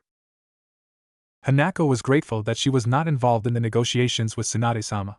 The Hokage was furious that the Hyuga had withdrawn most of the clan from active duty without consulting her first. Tsunade's anger was compounded by the Hyuga's knowledge that the clan had no solid legal grounds to defend their position. It was obvious to anyone that the Hyuga were simply stalling for time. Hanako growled as she realized that the transfer of power from Heishi to the council had been delayed by Uzumaki Naruto. I knew Hinata should have never been permitted to see anyone. That foolish sympathy set all this in motion. Hanako raged. But we could not know that the Uzumaki boy would have reacted so strongly. There was no evidence of any romantic relationship unless... No, I refused to believe they were secretly lovers. The Hyuga elder shook off those thoughts. There was nothing that would stop the transfer of power. It would take some form of direct outside intervention. The Hyuga Council was confident that Tsunade would not risk intervention. Hanako smiled as she thought of Takashi and Norio's brilliant plan to present the negotiations as a matter of clan sovereignty to the smaller clans. As Hanako placed her signature on the letter from the Shugo of the Hosokawa Han, she had trouble deciding whether to smile or sigh. Hanako wanted to smile because this letter practically secured Hyuga influence in one of the largest Hans in the Land of Fire. It didn't hurt that young Miyako and the Shugo's heir were smitten with each other. Hanako was thrilled that such a perfect match had been arranged. Hanako wanted to sigh because she couldn't shake the worry that the entire situation could come crashing down around them. All because of Uzumaki Naruto. Perhaps we could poison him? No, we don't know how his death would affect the Kyuubi. Damn it, he's practically untouchable. The knock at the door was one of the most beautiful sounds she had ever heard. Please come in. Hanako-sama, Takashi-sama and Norio-sama have returned from their meeting with the Hokage, a cadet attendant announced. Thank you, Hanako said curtly. They are waiting for you in the chamber, my lady, the young man said as he bowed. Hanako slid gracefully through the halls and into the meeting room. How did the meeting go? Hanako asked the moment she entered the chamber. The other elders were there. We continue to buy time, Norio humphed. That is all we ask, my friend, Sadao placated. What concessions were we forced to provide to our Hokage? Tsunade-sama requested that Yumino Irika be allowed to meet with the academy students and visit the compound, Takashi growled. He was a single push from being in a permanent rage. Yudai's death had been almost a physical blow to him. Yudai was Takashi's favored nephew, and it was an open secret that Takashi favored Yudai more than his own children. Naturally, the rest of the council had not told Takashi the truth of Yudai's death. How soon will Yumino Irika arrive? Hanako asked. Takashi sighed. He accompanied us to the compound. Tsunade's majordomo, Shizun, retrieved him and Jonin Midarashi. They are waiting in the public receiving room. They should remain there, Hanako said quickly. We can bring the children to Yumino-san there. It is a larger room, after all. The council quickly agreed and gathered the Hyuga Academy students, including Hanabi. Hanako and Sadao led the youngest Hyuga into the public receiving room. The teacher immediately brightened and walked over to his students. Are all of you all right? The students nodded with various degrees of enthusiasm, but Hanabi spoke up. We're doing well, Irika-sensei. That's good. That's good, Irika smiled. I brought the assignments you all have missed. Several of the younger Hyuga groaned at Irika's announcement. Sadao and Hanako made a mental note to communicate their displeasure to the students for their un-Hyuga-like behavior. Now, there's no need for that, Irika chuckled. We can't have some of the academy's most promising students falling behind now, can we? Listen to Irika, brats. You'll thank him for this one day, Anko piped in. The young Hyuga could tell that arguing with Anko wouldn't be a pleasant experience, and decided to pay attention. Irika-sensei, do you know when we'll be allowed to go back to the academy? Yoichi, an 11-year-old cadet student, asked nervously. I'm sure you'll be back very soon. If it were up to me, none of you would have missed a day. Oh, that reminds me, Irika said in a comforting tone of voice. The teacher fumbled around in the bag, which had been checked by one of the guards already, and pulled out a notebook. Mishiro sent her notes. Yoichi blushed a bit as he quietly accepted the notes. His blush deepened as his little brother, Toshi, saying Yoichi has a girlfriend. Come now, we need to get started, I only have an hour. I want to help you all as much as I can in that hour, Irika chuckled. Anko was the only one who noticed the disapproving glares Hanako and Sadao had shot at Yoichi when his blush had revealed the nature of his relationship with Mishiro. Ready for me to finish? Naruto asked his friends. They all said yes, nodded, or gave some other sign they were ready. Hinata-chan and Niji are in some serious trouble. Since when is it Hinata-chan? Chuji asked as he stuffed some pretzels in his mouth. Since Hinata-chan told me that she loves me, Naruto said sharply, but his tone was betrayed by the soft look in his eyes. But why are they in trouble? Ino stepped in. She saw the down look on Naruto's face. Naruto never looked down. Ino tried to remember that goofy, but a bit endearing smile, leaving his face. The only times she could remember were during his fight with Kiba. Or when Niji destroyed Hinata and when he went off on Niji during their fight. Ino realized.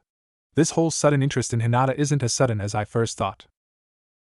Hinata's dad lost his position as clan head, and the guys who took over have decided to seal Hinata-chan, Naruto finished with a growl.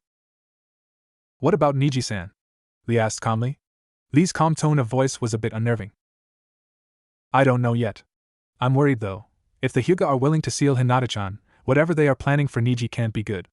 I sent Shiboku to find out, but he's not back yet, Naruto explained. Tenten looked terrified, and Lee was clearly worried. Naruto-san, when will the Hyuga attempt to seal Hinata-san? Shino spoke for the first time. The end of the week. Hopefully, Bachan will be able to put the Hyuga in their place and get not just Hinata-chan and Niji back, but the rest of the Hyuga. Naruto crossed his arms and spoke authoritatively. Sakura couldn't help but smile. Naruto had always boasted how he was going to be Hokage. However, this was the first time she truly believed her friend's eager boasts. What's this about other Hyuga? Shikamaru looked up from his thinking position. I met with Iruka-sensei before Hinata-chan told me everything. He mentioned that the Hyuga had removed all the members of their clan from the academy, Naruto answered Shikamaru. The Nara Chunin grumbled something and retreated back to his planning. Don't the Hyuga realize how short-handed Konoha is right now? Ino snapped. We should do something. No, we shouldn't. Would you want others interfering in your clan's affairs? Sasuke asked sharply. Well, no, but my clan wouldn't be doing something so mean and stupid, Ino grumbled. All we should and can do is wait for the negotiations to finish. The Uchiha's voice was reasonable and even. His tone, more than his position, shocked his comrades and friends. The Hyuga are stalling for time. If we wait, Hinata will be sealed. I know that there's no way Naruto and I are going to let that happen, Kiba shouted. If you all are willing to risk civil war, then I'm leaving, Sasuke practically growled and started to leave. He stopped at the top of the stairs. No one follow me. We'll talk later, Naruto. Sasuke, wait. Naruto's plea fell on deaf ears. Sasuke simply left. The others looked at Naruto in pity. Naruto never wanted pity. I'll talk to him later. Sasuke'll come around, the leader of the meeting said a bit hotly. I could talk to him, Sakura suggested. No, I need you here, Sakura-chan. I'll need your opinions on this plan, Naruto sighed and shook his head. Thanks though. Sakura blushed a bit. It was an odd feeling. Naruto's tone had reminded Sakura of her brother's tone before he had left for the Land of Fire's capital.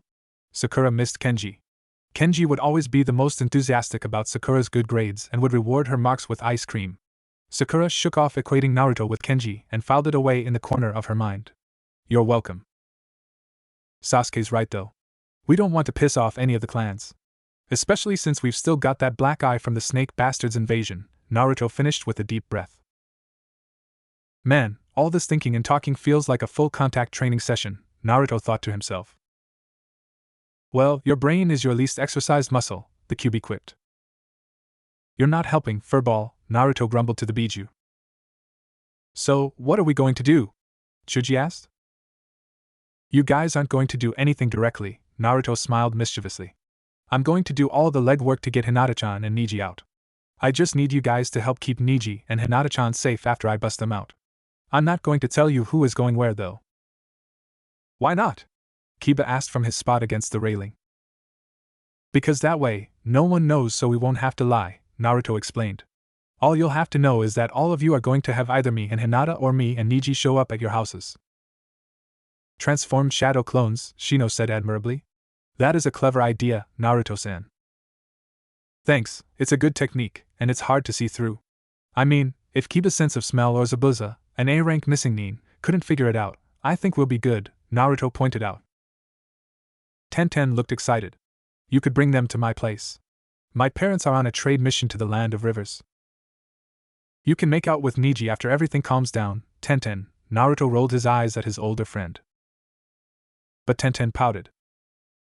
I think this is a good plan, Shikamaru spoke up again.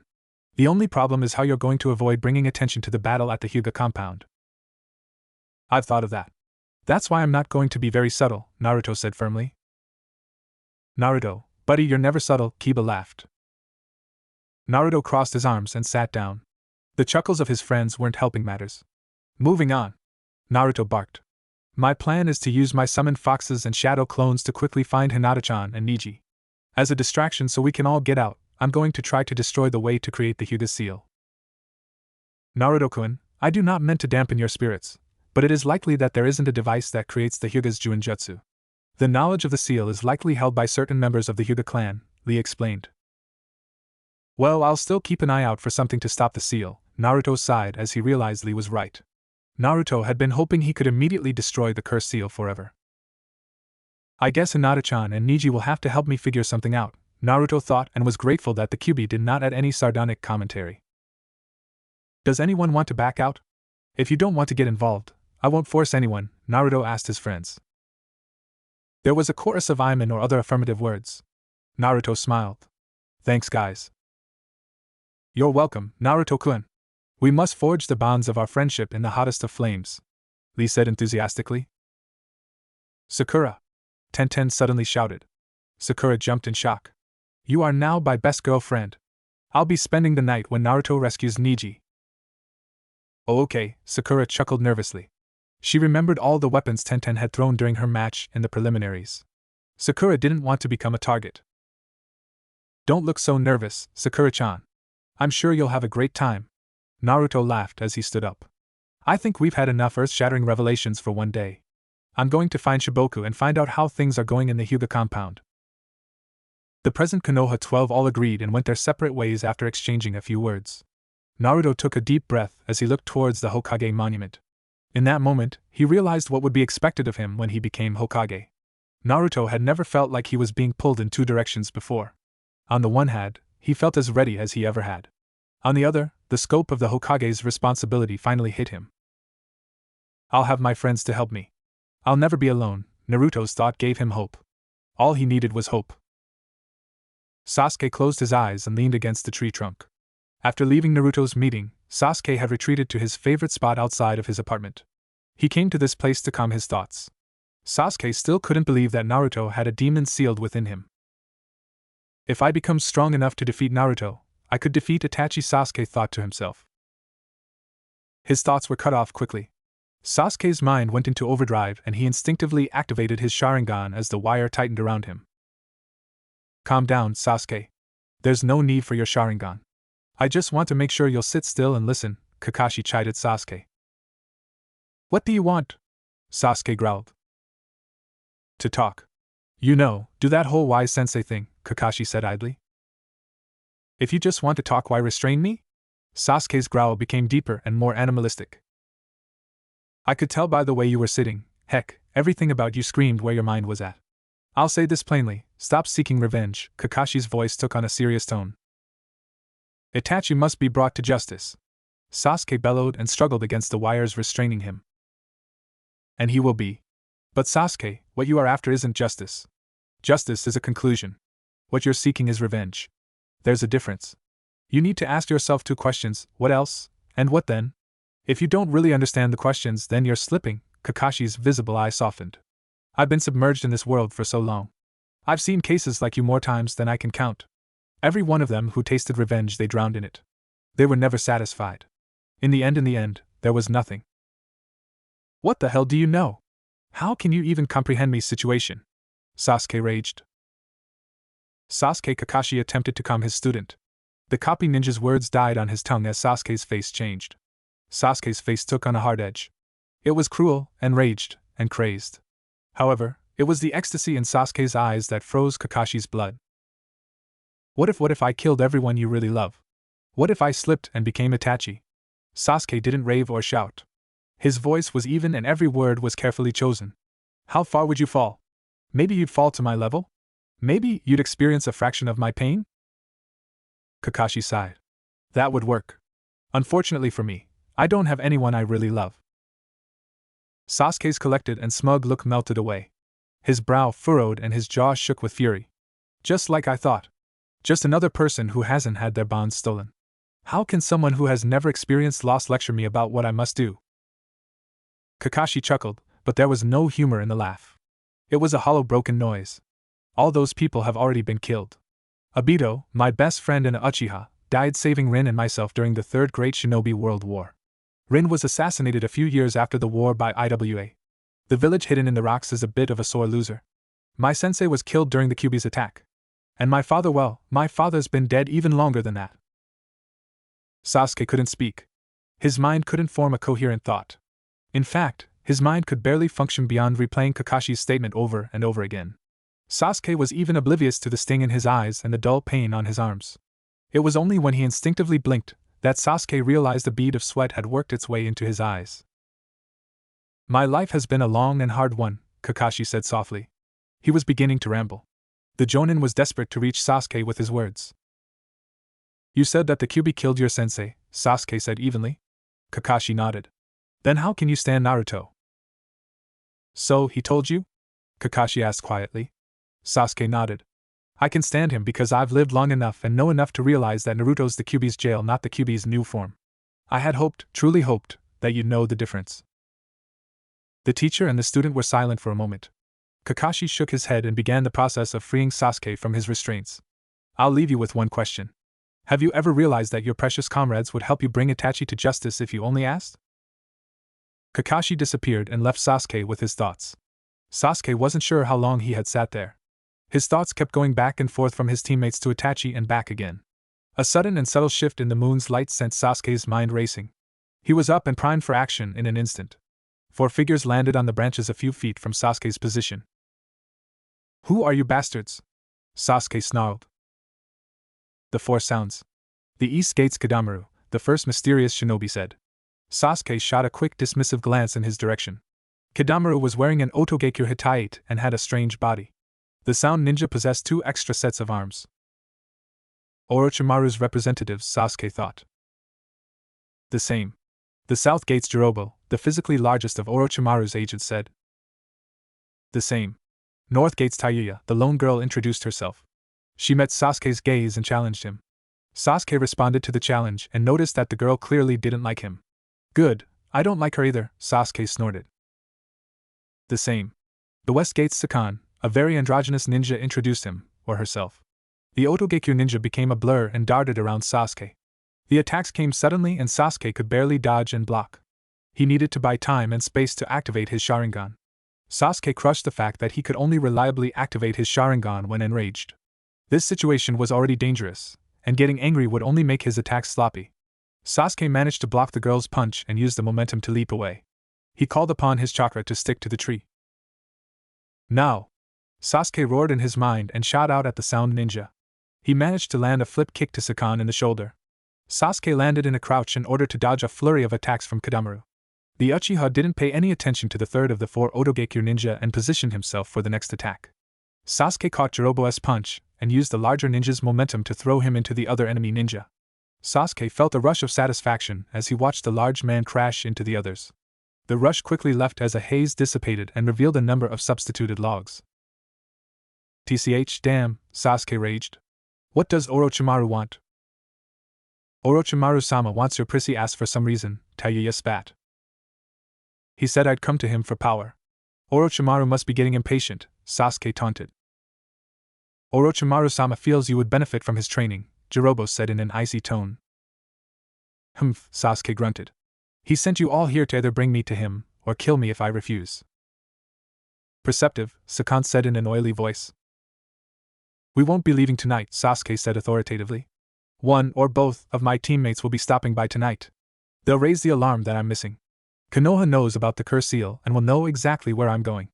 We'll need a diversion. Who the hell died and put you in charge? Tayuya spat. Sasuke continued as if the girl had never spoken. Our opportunity will come at the end of the week. I'll leave then. This was too easy, Kidamaru grunted. Would you rather have a battle and draw the attention of all of Konoha? Sasuke countered. I would rather make music with your broken ribs, but our orders were explicit. We will come for you at the end of the week, Sakan growled. The 4 Otogekyo ninja disappeared in a flash, and Sasuke re-entered his house. He hadn't truly had a home since Itachi's betrayal. Naruto sighed as he waited outside of Tsunade's office. He had clones carrying out various aspects of the plan. A clone had bounced ideas off Shikamaru and Chuji for about an hour. Naruto had made sure to thank them by buying some barbecue. It wasn't a huge amount, especially not by Akimichi standards. The meeting was a huge success, however. Shikamaru had made a few suggestions about which illusions Naruto's foxes should use. The idea to use sound-based genjutsu had never occurred to Naruto. Shikamaru and Chuji had admitted that until the Chunin exams that they had never even heard of sound-based genjutsu. Naruto had chuckled at the unintentional pun and earned a groan from his two friends. A second clone had just finished actually fixing Naruto's apartment door when Iruka-sensei had shown up. Iruka-sensei had come to check on Naruto, but ended up practically being interrogated by the shadow clone. Iruka had let it slip that he had visited the Hyuga compound. The Naruto clone had asked a million questions about Hinata and Neji. Iruka had apologized for not being able to see Hinata or Neji. He did assure Naruto that the other Hyuga children were fine. After helping Naruto test the new door, Iruka departed for a meeting with the academy headmaster. The clone immediately dispelled. The final clones were meeting with the others. He was mainly doing it as a courtesy, because he was settling on who Hinata and Neji would be staying with after the rescue. Neji would likely stay with Shino. Hinata would probably go with Sakura. The clones dispelled after completing their objectives. Naruto sorted through the influx of memories and smiled at how well almost everything was coming together. He looked up as Tsunade dismissed the Hyuga counselors from the meeting. Naruto jumped down from the tree he was reclining in and walked over to the Hokage's tower. He used his tree walking ability to come in through an open window. You better not be picking up any more of your teacher's habits. Use the door next time, Naruto. Tsunade growled as she rubbed her temples. Sorry, Bachan. I just didn't want to be waiting outside the door when the Hyuga left. Don't want them to have a reason to skip the negotiations, Naruto said calmly. Tsunade gave Naruto an odd look, and he continued to explain. If I'm hanging out at the door and run in after you kick them out, the Hyuga might think you aren't negotiating in good faith. The odd look never left Tsunade's face, so Naruto continued. What? I've had clones meeting with Shino, Shikamaru and Iruka-sensei all morning. All that smart must have rubbed off on me. Well, that explains it, Tsunade smirked. Have a seat, brat. Naruto took the offered seat. So, what word did the Hyuga argue about the meaning of today? They presented several contracts they have signed and made the claims that any change to the clan's current structure ran the risk of invalidating the contracts and harming the economic condition of the entire village, the Hokage snorted. Yeah, right. What could the Hyuga possibly have that could harm the amount of money we make? Naruto scoffed. A marriage contract between a Hyuga girl named Miyako and Ayaso, the heir to the Hosokawa Han's throne, Tsunade reported. Hosokawa? Isn't that the province with that town Erosen and I found you in? Naruto asked. Tsunade nodded. Well, crap, they might actually have something there. They do and they know it, Tsunade acknowledged. Naruto, there's something else. What is it, Bachan? Tsunade leaned forward and rested her elbows on the great desk. I'm well aware you and your friends are up to something. Naruto tensed and gulped. Officially, I have to warn you that any direct action will be dealt with severely, Tsunade said firmly. Anything unofficially? Naruto asked hopefully. Unofficially, you better be glad I like you, kid, the legendary medic chuckled. Naruto didn't return the chuckle. I can't let them get away with this, Bachan. Tsunade took a deep breath and shook her head. If you do whatever it is you are planning, I won't be able to let you off scot-free. You're Hokage. You can't play favorites, Naruto sighed. I know that much about the job. I'm glad you understand and are mature enough to accept the consequences of your actions, Tsunade said sagely. I better get going, Bachan, Naruto spoke softly. Oh, Naruto, one last piece of unofficial business, Tsunade smiled warmly from behind her desk. Naruto looked at the woman he considered his mother. No, not my mother. Kushina Uzumaki was my mother. Tsunade, she's the closest thing I've ever known though, Naruto mentally corrected himself. What is it, Bachan? Naruto asked in resignation. Nothing could have stopped me from doing the same thing for Dan. In the end, time ran out. The Hyuga had found a powerful card to play in the various contracts the clan had with interests outside of the village. I was hoping it wouldn't have to come to this. Naruto took in a lungful of the cold evening air. It was time to act. Shiboka had discovered that the Hyuga would seal Hinata at midnight. Naruto wasn't going to wait. The time to act was now. Did you really believe that it wouldn't come to this? The Kyuubi asked from deep within his prison. No, but I had hope. Naruto paced around the roof and looked across the street to the Hyuga grounds. Hope, the Kyuubi scoffed. I have learned that if you place your faith in hope, you will be disappointed. Well, wouldn't you know, Naruto grinned. What has you so amused, Warden? I never took you for someone who ever had hope, Naruto pointed out.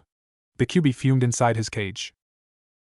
I haven't had hope since the Sage of Six Paths died, the greatest of the Biju forlornly thought. Hey, furball, Naruto quietly interrupted the demon before it could speak again. Do you have a name? What? The Kyuubi asked in shock. Yeah, a name. I seriously doubt that Kyuubi is your real name. It doesn't really have any soul to it. You're going to help me save Hinata-chan and Niji tonight. The least I can do is call you by your own damn name, Naruto said as he nervously spun a kunai around his right index finger. The Kyuubi took a deep breath.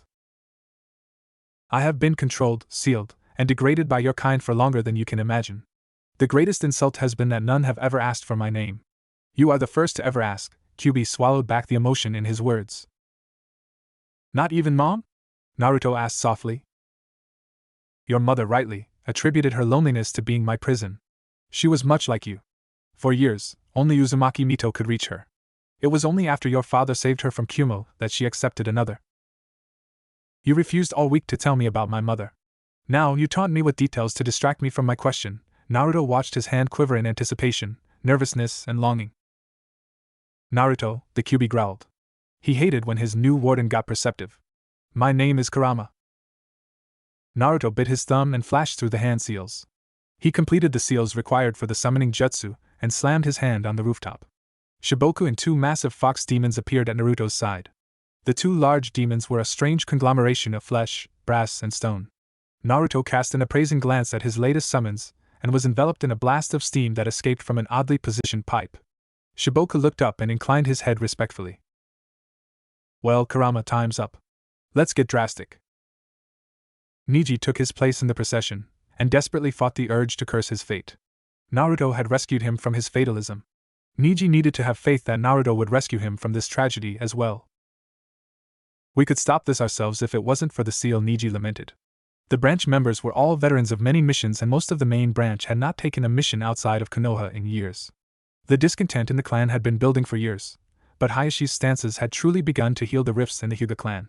The revelation of the truth of Hizashi's sacrifice had rid the entire branch of some of their bitterness. Niji had only been the most extreme case. The council's coup had caused that bitterness to resurface. The council had shelved Hayashi's plan to reorganize the clan's communal finances. Hayashi's plan would have allowed members of the clan to keep a portion of their mission pay before submitting the rest to the clan's communal fund. Niji felt his jaw tense as he thought about the base betrayal of the entire cadet branch by the elders. That reform would have been the single most liberating change in the clan's history. Only removing the Juinjutsu would have been a greater step towards true equality.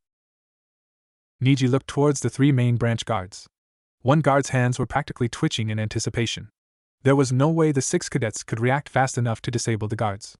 The Hyuga genius caught a glimpse of Hinata out of the corner of his eyes.